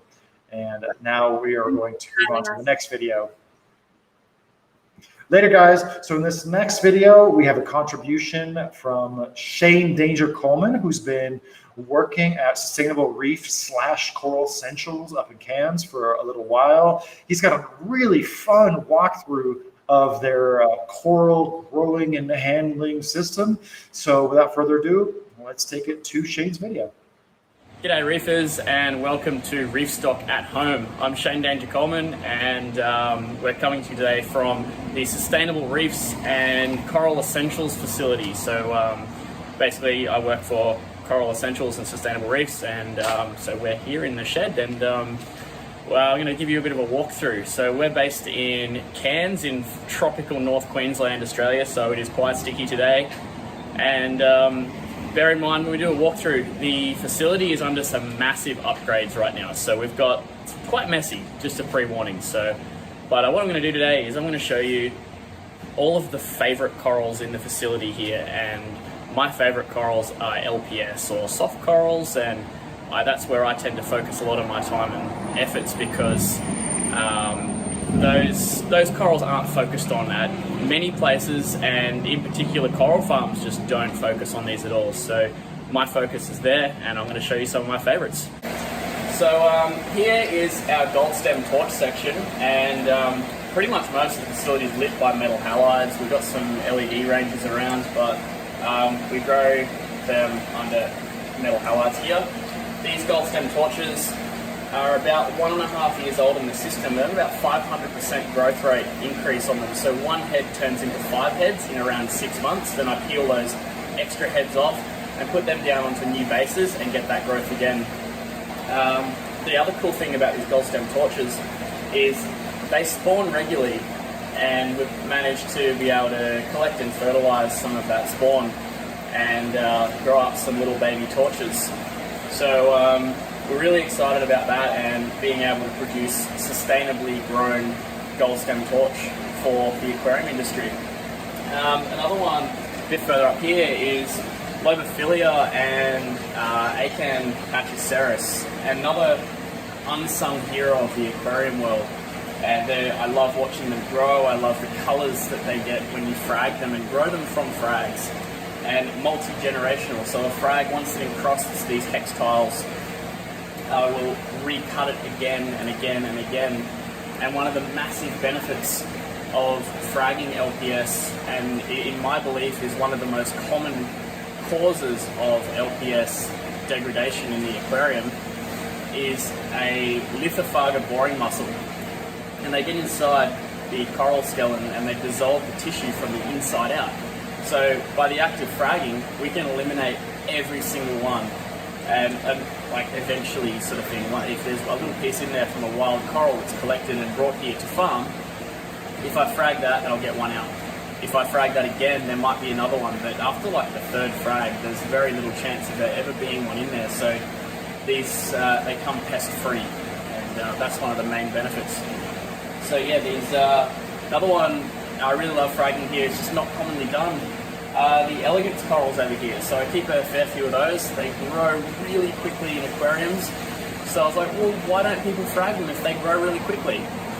Well, So here's some frags that we've done of those, and the best part about them is that from the frag, they produce a beautiful replica of the original coral, but miniature. And that's another point that I love about fragging LPS, is creating miniature versions of the typically larger corals. So I'll walk you through some rest of the facility, and we'll show you some other favourites.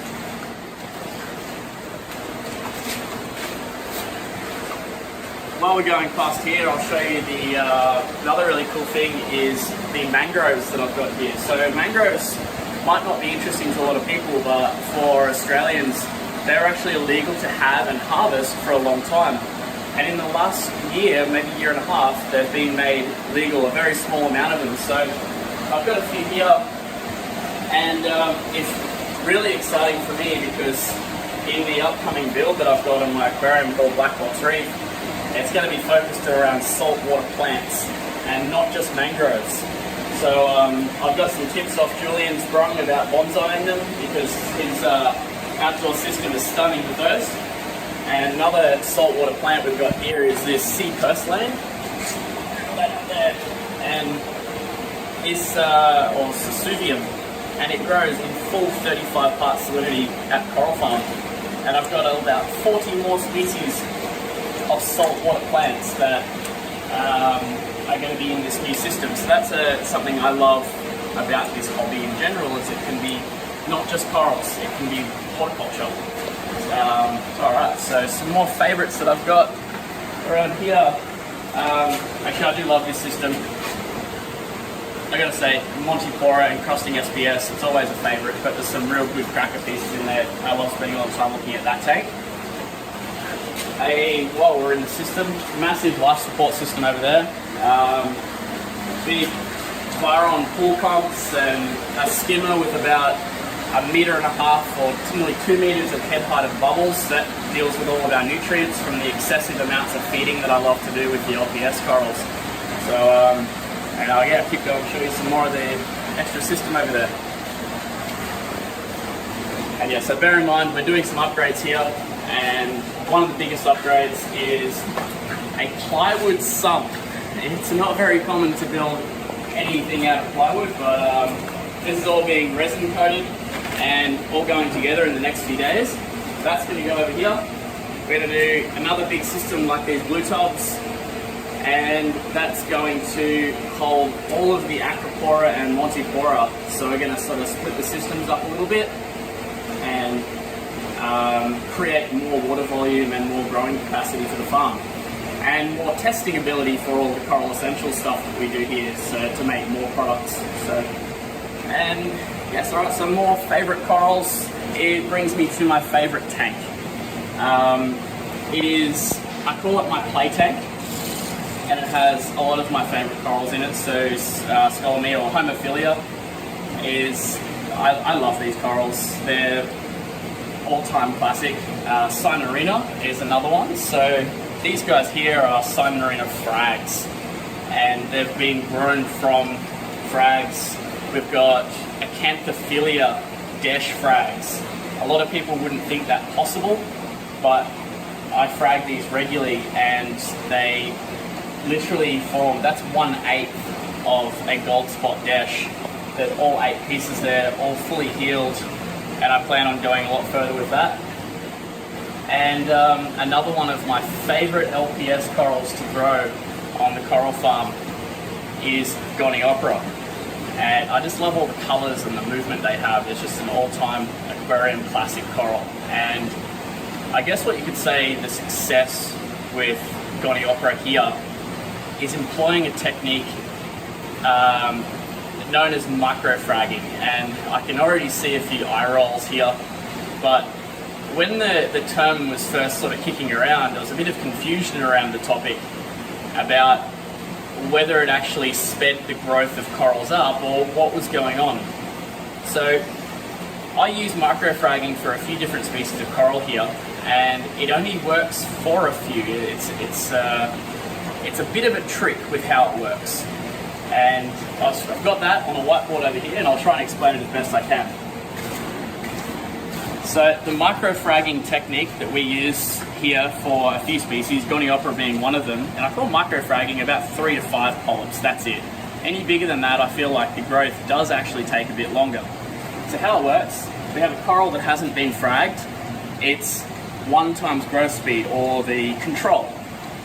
And now, if I cut that frag into 4 pieces, then it works because this is 1 times growth speed because it has 4 equal sides.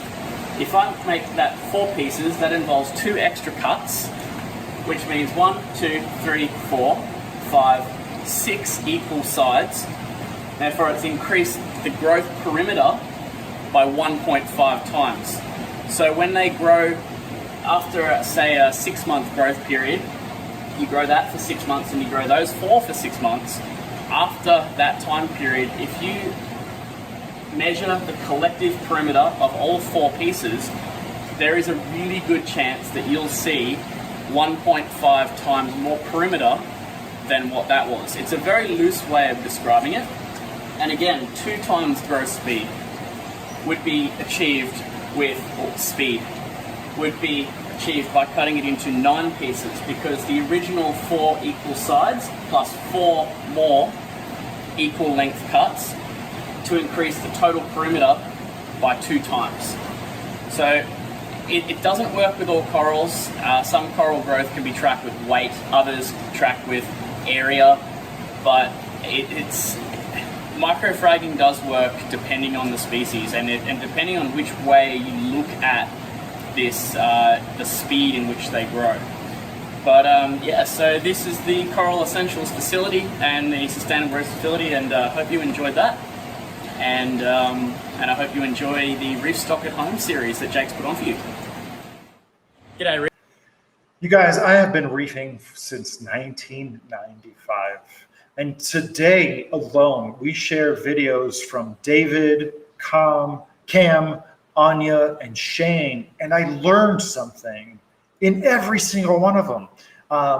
Shane is my boy, man. He is totally my homie in so many ways because he has this special opportunity to work with fresh wild corals while having flowing seawater and enough access to solitary LPS corals to experiment with fragging donut corals, cynarinas, lobophilias. I don't think there's really anybody else who, like anyone else can do this, but we would be paying so much more per scoli, per cynarina, per acanthophilia that, you know, every single one would be like a precious experiment. So seeing what Shane is doing with these corals that are not often propagated, to his credit, before I met Shane, I knew that there were certain people that, you know, experimented with fragging trackies and some of these larger solitary LPS corals.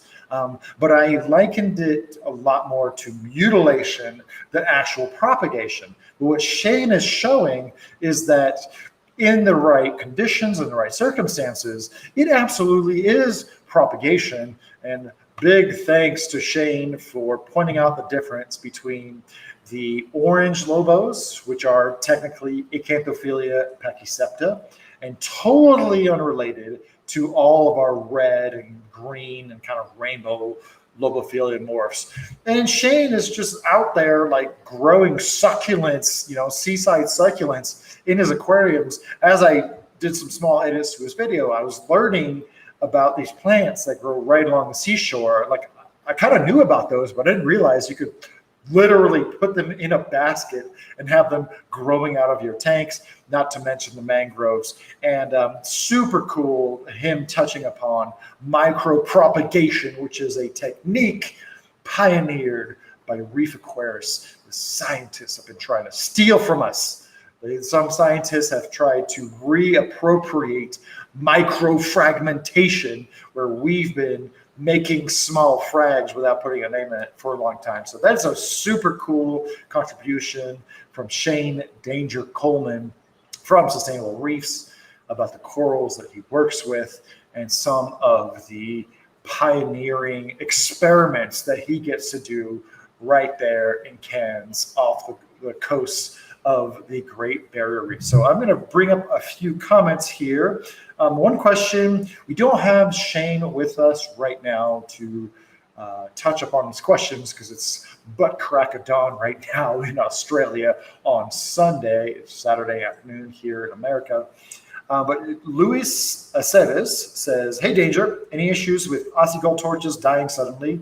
Tried a couple, were doing awesome, and they died for apparently no reasons. Thoughts? I'm going to stand in for Shane. One of the beauties about euphyllias is that because a lot of them are branching, you can lose one or two heads and not really suffer the same kind of losses you would with some other more colonial style corals. I can't really come up with one good reason why a single head would die, but I'll tell you what, I have a euphyllia tank over here to my left. Occasionally a head will die and I don't really sweat it. I'll siphon off the brown jelly of that coral without ever expecting it to spread. And it just kind of happens sometimes. That's not a great answer, but I just want you to know it happens to me and I don't freak out. A few other comments. Lucas H says, yes, I love the format. So much information, right? You'll have to rewatch this whole live stream at least twice to absorb it all. Just My Fish says, yep, it's cool and amazing to see what other people are doing. And Nikolai Morel says, what? How do you make them grow that fast and even spawn? I believe that was in reference probably to the gold torch coral spawns that they experience over at Sustainable Reefs. And again, they have the good fortune of having kind of a semi-open system with the ocean and also periodically bringing in wild corals, which already have some gametes. So between being in tune with the natural reef, which is right offshore of where they're doing their work, and getting fresh influxes of wild corals, they can just kind of tune with the natural environment to get those natural spawns. Let's see if we have any more questions. Patrick Jewell says, plant is all it takes. Now that's esoteric. So those plants that Shane mentioned don't necessarily go in the aquarium, but they grow out of the aquarium. And that's just along with, really focusing on giant clams and mangroves and sponges and tunicates. There's a whole world of the reef aquarium that we have not really fully tapped into. Who else? Peter C says, it's great to see the farms and how it's done on a large scale. Moonfruit777 says, you couldn't make me cut my master scolia in half. It's my spirit animal. And Moonfruit, I totally feel you because like 2 or 3 weeks ago, I got a beautiful, large, fleshy, solid orange Homo australis. And there's just no way. There's no way I would get anywhere close to it with any kind of cutting tool. So I think that's the questions we have for now. And to wrap up this live stream, we have a nice, thoughtful live sale from Unique Corals where my good friend Joseph Caparata of Unique Corals is going to show off a handful of corals and dictate what they are and what they mean to him with some special live sale prices. So let's roll that clip from Unique Corals. Hi, this is Joe Caparata from Unique Corals, and welcome to Reefstock at Home. We've got over 150 WYSIWYG corals for sale. They are all from our 6,000 square foot facility here in Los Angeles. Shipping is extra, and everything comes with a 7-day guarantee. We've got some great stuff. Most of them are fully encrusted. We've got beginner LPS and softies, all the way up to the signature line of SPS corals. You can click on the link during the stream to shop for them. Just remember to check out because you can't hold corals until you're fully checked out. We've got SPS in the beginning, followed by a lot of LPS, and then euphyllia towards the end. So stick around. I know there'll be something for everyone. The Fox Flame Acro, a Jason Fox classic. Every tank needs one. They are hardy. They do well in a variety of lighting and flow conditions. Definitely grab this guy and you'll be happy with it. The Neon Acro, just one of the larger mother colony pieces that we chop up. We don't name everything with a trade name. We don't feel that that's necessary, so you'll see quite a bit of these. They're fully encrusted, pre-loved, super hardy. This is the Rays Rainbow, just a classic piece here at UC. Fast grower, very hardy, and get some nice purple around the corallites. Next is the premium Microclados in the shortcake family. Fast growing, needs high light, high flow. UC Clevenger. This is an awesome piece also. Purple, kind of like the other shortcakes. Fast growing, very hardy for an acro. Here's another premium acro from our Australian imports. Fast growing stag. Very hardy, great for beginners. This is the pink tip Microclados. Again, similar to the strawberry shortcake. High light, high flow. Premium acro. Nice reddish bands around the corallites. Not the hardiest, but for the price, can't beat it. Especially if you want to try something a little bit bigger. Nice chunky frag. Milka Stylo. You don't have to worry about flatworms with any of the stylos. These are great beginner SPS corals. Premium acro. Only 10 bucks. Great beginner acro from Indonesian stock. This is the plum shortcake. Beautiful purple colors on it. Fully encrusted, just like the strawberry shortcake. Highlight, high flow. And the tort, the blue tort. This guy you're going to want to give slightly lower light in the beginning, 200, 250 par. You could slowly bring it up. Not the fastest grower. Premium acro, nice little dual-headed frag here. Gets a nice neon encrusting rim. Next up is the strawberry shortcake, a classic coral from Australia, the Great Barrier Reef, tropical side, something I actually named about 12 years ago. You got to give this one highlight and high flow if you want to keep those colors. Bicolor tort, this is a very fast-growing tort we found. It's got 3 colors on it, and you can't go wrong with it. This is a super shaggy neon acro, slimy, shaggy, fuzzy, everything you kind of want from an acro. Next up is the Red Dragon. This is another iconic piece that you need to have in your tank.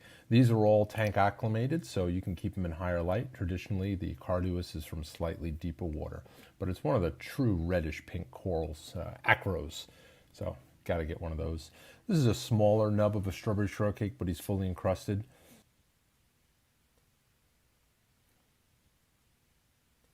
This is the UC Clevenger. This is a classic UC piece, kind of similar to the shortcake. Some people get them a little confused. Plum shortcake, strawberry shortcake, but with some purple and pink on it. I like having all the Microclados and kind of shortcake Clevengers together in one section on a Reef Balmy. Looks pretty cool when it grows out. This is a blue vermiculata from Australia. Gets super intense blue. Definitely benefits from some trace elements, and it'll let you know, like a canary in a coal mine, when your trace elements are slipping. Premium acro, great hardy frag. If you want to try your hands at SPS, you can't go wrong with some of our encrusted premium acros. Here's a plum shortcake again, just like the last one, purplish. Same high flow, highlight requirements as the strawberry shortcake. This is a premium acro again, another one great for beginners. It's going to get hints of green and pink and purple on it. This one's got nice polyp extension. And the UC Cotton Candy acro. A little bit of a slow grower, but a really cool piece. The UC Neon Kenya Tree. This is one of my favorite soft corals. Gets super green, neon, very hardy. Every reef tank needs some soft corals in there. You need the pink Nephthya and the Kenya Tree. Originally from Reef Gen. The Jason Fox Freak Show Pavona. Fast growing, definitely has got some sting to it, so make sure it does not touch other encrusting corals. The Kryptonite Candy Cane, just a classic trumpet coral. These are the neon strains. We cull them from the imports that we get in, and we frag them, and this is what you got. The Tricolor Yuma. These are actually maricultured, and we get them in. Very, very hardy triple colors on it. The Green Leptastria, great beginner coral. Very hardy. Does not need super bright light, 80 to 150 par, and it'll be fine. The Spitfire Gani, it's a little bit closed up when we took the video, but this guy gets nice long, 1.5 to 2 inch long polyp sway on it. The Purple Eye Favia, definitely got some sweeper tentacles, so make sure you leave him some room. Nice encrusting, looks like it's melting on the rocks once it grows in a little bit, medium light. The Reef Raft Naughty Spiral Monty, classic Monty, super fast growing. It doesn't really plate out like a classic red Monty cap, but a very attractive piece. Red Cyphastria, another great chance to get red in a reef tank, beginner coral. The green neon hydrophora, very aggressive. It's an SPS coral for those wanting to start with SPS. If you can master this, you'd probably do fine with the more sensitive needs of acropora, but it is aggressive, so be careful. Tangerine Florida Recordia, this guy has a couple of mounts on him. Great softy or addition to really any reef tank. Marbled Favia, this one comes from Australian broodstock. Very hardy. It does have sweeper tentacles, so be careful. And the same rules apply to the Super Cyan Favia. Another hardy piece, crust kind of gets droopy, melting on a rock. The Neon Pipe Organ. Looks a little like green star polyp, but this is the pipe organ. I would not get this in a brand new tank. If you have any algae outbreaks, it'll cause the coral to close up. But it's a beautiful, beautiful coral once it's acclimated. The Tricolor Recordia, man, this thing's got so many colors popping in and out of it. I would love to see this thing just spread out after a year or two and see a colony of them. Trojan Cyphastria, another fast-growing encrusting coral, nice bright reddish orange, especially with some LEDs. This thing will really pop. The UC 3D Echinophilia, very, very fast-growing and hardy Echinophilia. I believe it's Aspera is the species. Jake would definitely know. This is the Forest Green Alveopora, very hardy piece. Just a nice deep green. It gets probably 2-inch sweepers on it. Not sweepers, just tentacles. The UC Tanzanite Favia, hardy, great beginner, nice chunky polyp with an orange center. The Tangerine Florida Recordia, love the bicolor with the green mouth. Definitely a classic. One of the more popular ones when we bring them to the trade shows. Everybody loves that two-tone. The UC Papaya Clove, very, very cool coral, especially with those flaming orange tips on it. Man, that's a great one. Definitely likes higher nutrients. So if you run your phosphates and nitrates down, you may have some issues with that. The UC Raging Orange Rhodactis, very, very hardy, a lot hardier than the Yumas, and it gives you a ton of color. The UC Dreaded Days Echinophilia, really cool, fast-growing chalice coral. The Orange Yuma, these guys, we sit on them for a few weeks to make sure that they're good. They don't ship well, so when we import them, sometimes they just melt within the first couple of days. But once acclimated, they do very, very well. UC Tarantula Pallies. Can't go wrong with this. Super bright colors, very, very hardy. The UC Sockeye Favites. Classic war coral. I remember we used to call anything that looked like this the Tyree war coral. But this is not from Tyree lineage, but it looks kind of the same. Another take on the war coral, more of a marbled war, a lot of green on this one. And as it grows out, we don't know if it'll keep more of the green or more of the red. The Lakers Scroll Coral definitely has some beautiful purple tints to it. In some pictures, it looks more purple than in others. The Rainbow Fluted Moon. These are coming out of Western Australia, and they do pretty well. They're definitely a cool LPS coral, not super popular. The 3D Echinophilia again, just a different take on the same coral that we showed before, slightly different color pattern on it. The Golden Pavona, a hardy coral, not the fastest grower, definitely likes bright light, 200 to 250 par. The UC Blue Heart Alveopora, one of my favorites. These come in from Indo mariculture stock. They get really, really long polyps. The Neon Goniopra. We do really well with the Gonioporas nowadays, especially when you frag them up. It seems they just respond better as frags. They encrust really quickly, and they do well. We keep the nutrient levels slightly elevated with them. Same applies to the iridescent Goniopra. Definitely recommend buying them as frags, especially encrusted ones. The UC Stinger Acro. You have to look at the mother colony on this one to appreciate it. As in, with a lot of these frags, it's hard to really tell what it's going to look like just by a nub or a frag. But this is a really cool coral. Most people that get them do like it.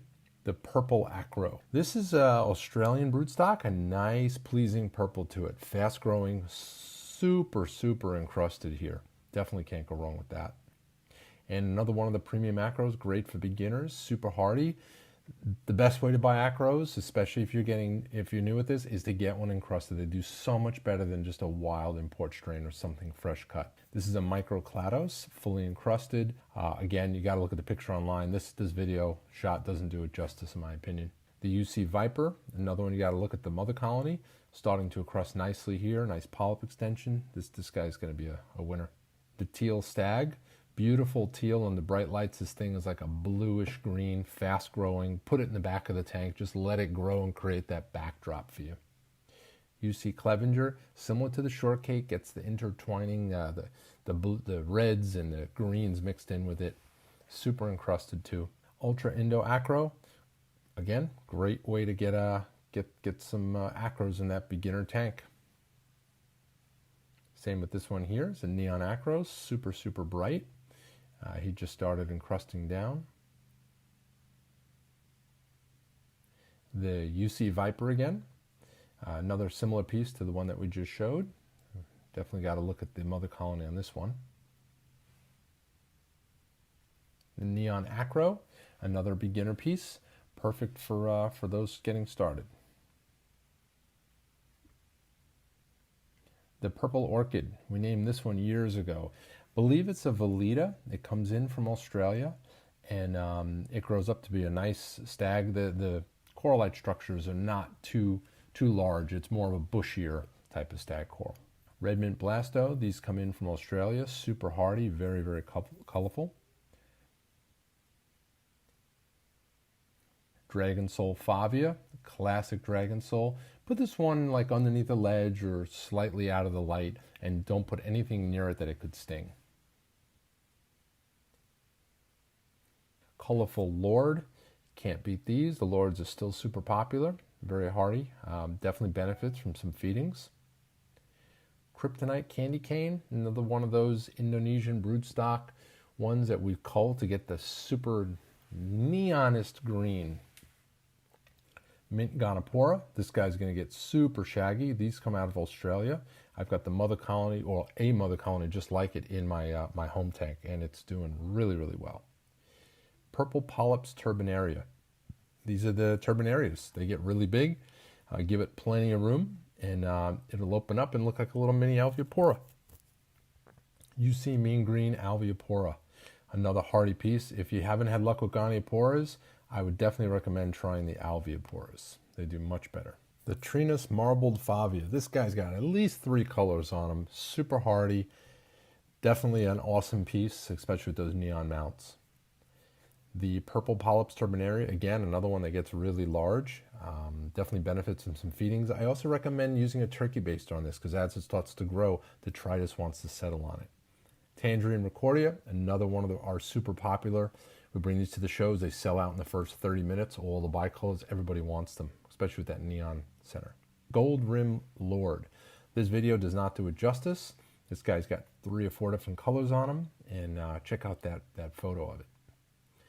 Again, the UC Neon Green Kenya Tree, formerly from Reef stock. This guy gets big, super hardy, can handle the bright light. Pastel Recordia, kind of an odd color. It's stuck between yellow and green. I love it.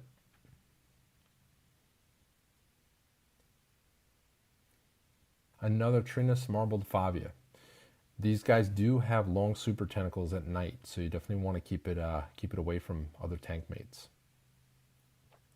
The UC Electric Melamonte, one of my favorite Montes. This guy will just plate out. Doesn't really spiral like a Capricornus. Well, maybe it does if it gets big enough, but awesome, super intense green. Dragon Soul Favia, again, keep it a little bit subdued and make sure it can't sting anything. Orange Eye Acan Echinata, just a classic Echinata. Can't go wrong with it. Every tank needs one. Peppermint Lord, same thing with this. These are popular. I remember these, it was like the late 90s when they started coming in. And these were like $1,000 a colony. Everybody had to have an Acan. And now you can have it for a fairly cheap price. Purple Turbinaria, another one that gets really big, but this one's got like a purplish dark base to it, which makes it an oddball. Premium Lord, this one will probably last only 5 minutes online because it's a super cheap price. and the orange Leptastria. I would mix this one in with the super green, but this one they call the John Deere also. It's because it's got green and orange on it, so it's a little bit more of an oddball. Here's a miscellaneous LPS. I know that's highly unsatisfying to say that, but honestly, I'm not sure what species this is. But I do know that it's hardy and it's encrusting, and at this price, it deserves a home in your tank. The red-eye Mycedium. This guy can sting, keep him away from others. It's a very fast-growing chalice coral. Hairy green Pavona, super hardy, will just grow and cover rock. You can almost use this as like a poor man's backdrop. Just let it grow and cover the whole background. I've seen that. That was pretty cool. UC Fireworks Micro Lord. This is a cool coral. Definitely got some funky colors on it. Another hairy green Pavona. Great beginner coral. If you've only had softies and you want to try getting into some of the stony or hardier corals, you could try one of these guys. Orange Eye Acan Echinata. Another classic. Kind of slow growing. The UC Tanzanite Favia, super bright orange. This video just doesn't do it justice, but check out the pic online. Under blue lights, this thing has really bright orange eyes. Another purple Polyps turbinaria. This guy's got nice polyp extension. Again, this guy would benefit from being basted with a tricky baster. Just make sure the detritus doesn't settle on them, especially as they cup up. Otherwise, you get little burn spots on them. The UC Goldeneye Cynophilia. It's a Cynophilia Echinoparides. Very fast growing, very hardy. Definitely deserves a spot in everyone's reef tank. Put it underneath a ledge. Frosty Eye Favia. It's got some purple and white and some green on it. Really cool Favia. Yellow Eye Cyphastria. Very fast growing, encrusting coral. They use these and other Cyphastrias. You see them on the popular skulls now, where they just let them encrust with corals. You see Tanzanite Favia. Just a great beginner coral. Green Lepto, another great beginner coral. Super hardy and fully encrusted here.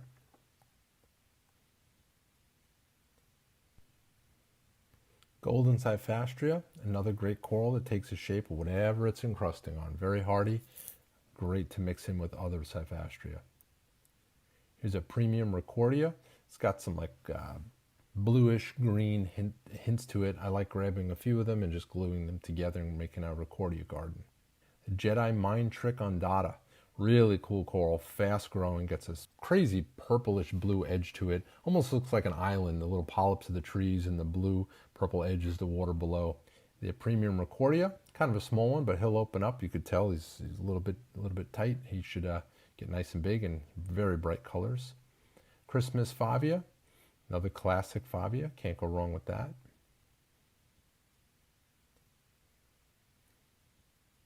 Mystic Sunset Monty. Definitely an awesome piece. Encrust fast. We've got so much egg crate that's just covered in Mystic Sunset Monty. Mint Mouth Platygyra. This can be a little bit aggressive, so make sure that you keep it away from its tank mates. Let's get sweeper tentacles at night. UC Super Shock Torch. Classic torch, entry level price. These guys do pretty well. Green tip torch. So we've got a bunch of torches that are coming out that are not crazy expensive, but they do really well. And you could take them and glue them together and create like a torch garden. The morphology on them is similar. Same with the green torch. This comes from Indonesian broodstock, and they do very well.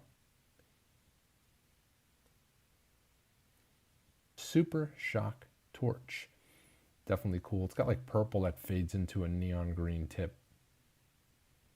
Here's some colorful pink pallies, a pretty well covered rock.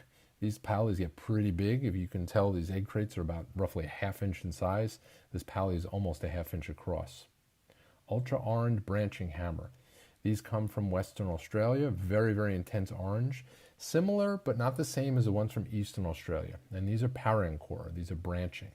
Punk rocker pallies, fast growing, definitely a cool pally. With a couple little bonus guys on the side. Candy apple purples, similar to the candy apple reds, but a nice screaming green neon with like a purple rim right around it. Purple torch, not super purple, but definitely if you had to say that it is a color, it's purple, especially under actinic lighting. the Rasta torch. These are from Western Australia, and they do very well for us. And they've got 3 different colors that's not really captured by the video here. Gold branching hammer, definitely a cool strain. It's got like yellowish green. This is a branching hammer. Purple tip hammer, another branching Para-Ancora species. These guys, I believe, are from Indonesia. And once they really acclimate to your tank, you'll get a whole colony of them within, pretty short period of time. Gold branching hammer, same as the last one, very hardy. These are from Indonesian maricultured stock. Green button pallies. These are great if you love them, and a curse if you hate them. Some people, they wind up ripping out the whole tank because they're covered in them. But that's, years down the road. Premium pallies, kind of some cool, trippy, stardust-looking centers on these guys. Rasta torch. Can't go wrong with this again. We do very well with them. It's got 2 or 3 different colors. Definitely check out the picture of it online. And another Rasta torch. Again, from Western Australia.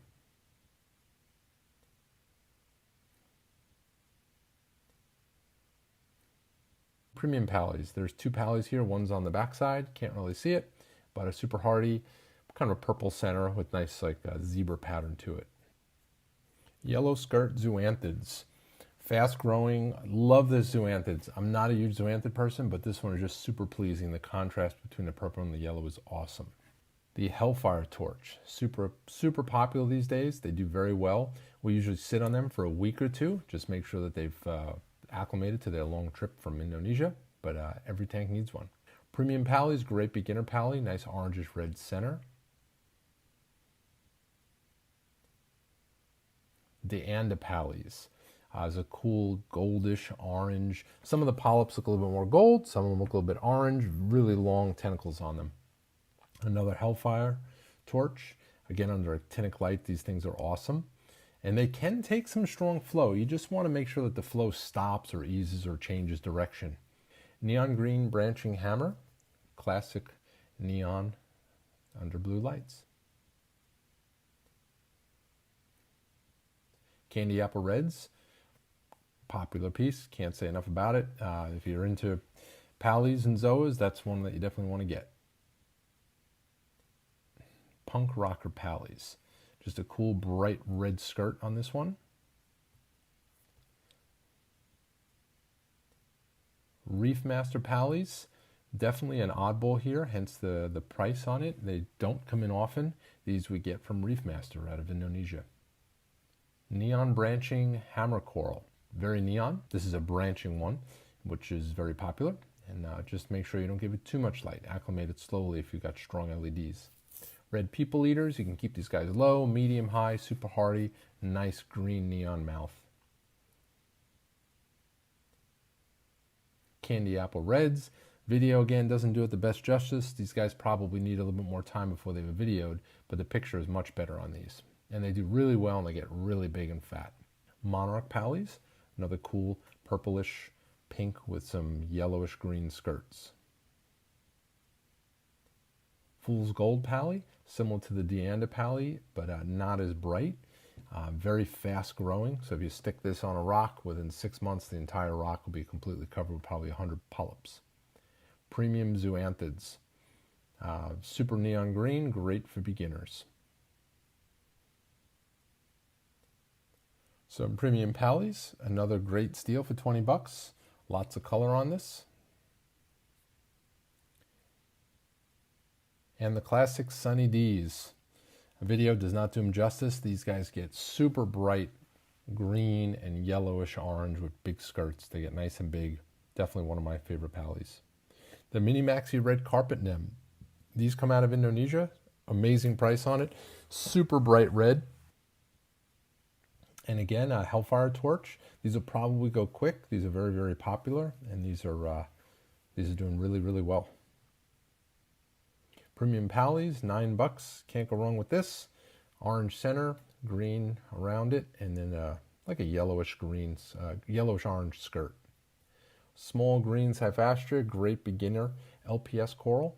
If you want to test out balancing your alkalinity and calcium, this is a great coral to get. Red people eaters. Classic red people eater pally. Now the torch coral, these guys are monsters. These are really big frags. Like the purple one, but doesn't have enough intense color for us to call it the purple. So just the torch coral, 32 bucks. Red people eaters again, great beginner coral as mentioned earlier, super fast growing.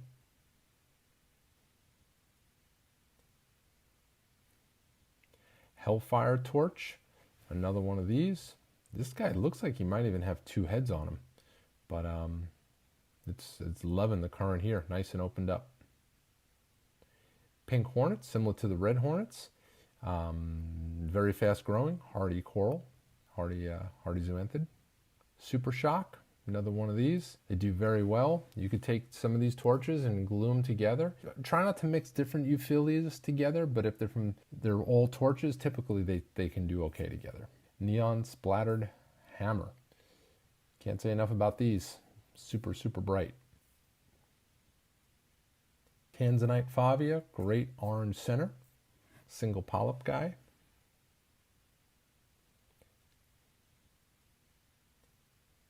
And more pink hornets, super hardy. Great beginner coral.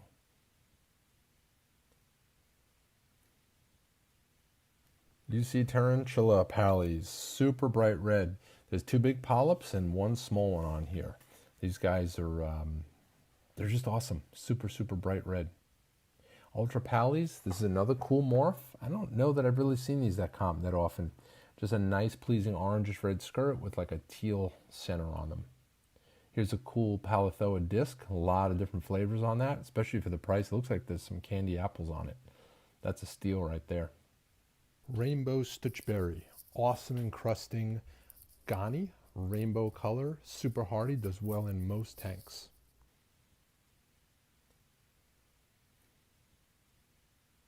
Fascination favia, this is something we named years ago. It's got nice orangish yellow centers and a pleasing green. Fool's Gold pallies, great $5 beginner price. Can't go wrong with that. And the ultra orange branching hammer.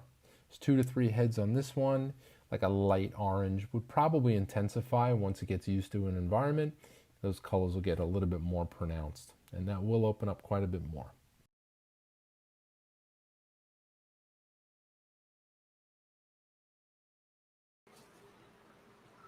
All right, what an amazing assortment of content we've brought together from all of our contributors from Australia and Unique Corals. There's some amazing corals. I saw, was it a Lord for $5? Some Pallies for $10. I gotta get myself some of that branching orange hammer. That looks really, really fun. So make sure to go over to uniquecorals.com to check out all of their beautiful corals. I actually just got a batch of corals from them this week. Really sensational pieces. I definitely want to encourage everyone that we are trying to bring everybody together as much as we know how, right, in these challenging times. To go over to David Meyer's channel, First Time Reefer TV on YouTube, Gallery Aquatica TV, and Shane has an almost daily broadcast, usually on Facebook, under Sustainable Reefs, talking about the corals and some of the different things that he's fragging and some of the things that he's doing. Very, very cool. So I want to thank everybody for tuning in. This is a really fun production on our end. It's turning out better and better with every episode. I think we have a slide coming up with some of our winners of the Radion XR30 Pro and the AquaVitro Division 500 protein skimmer. These are devices that I use around the studio. Very, very cool. Ryan, is there anything else that I missed?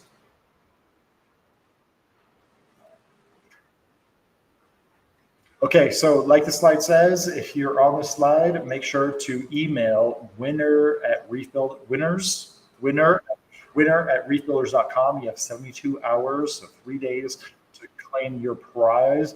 Make sure to subscribe to Reef Builders channel so you don't ever miss any of our upcoming videos. We have lots of great content coming to you, and we have lots of stuff, lots of videos for you guys to enjoy.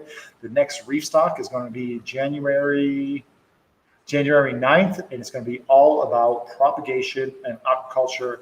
So we want to thank everybody for tuning in, and we can't wait to see you guys on the next one. Thanks for tuning in, you guys, and we'll catch you guys later.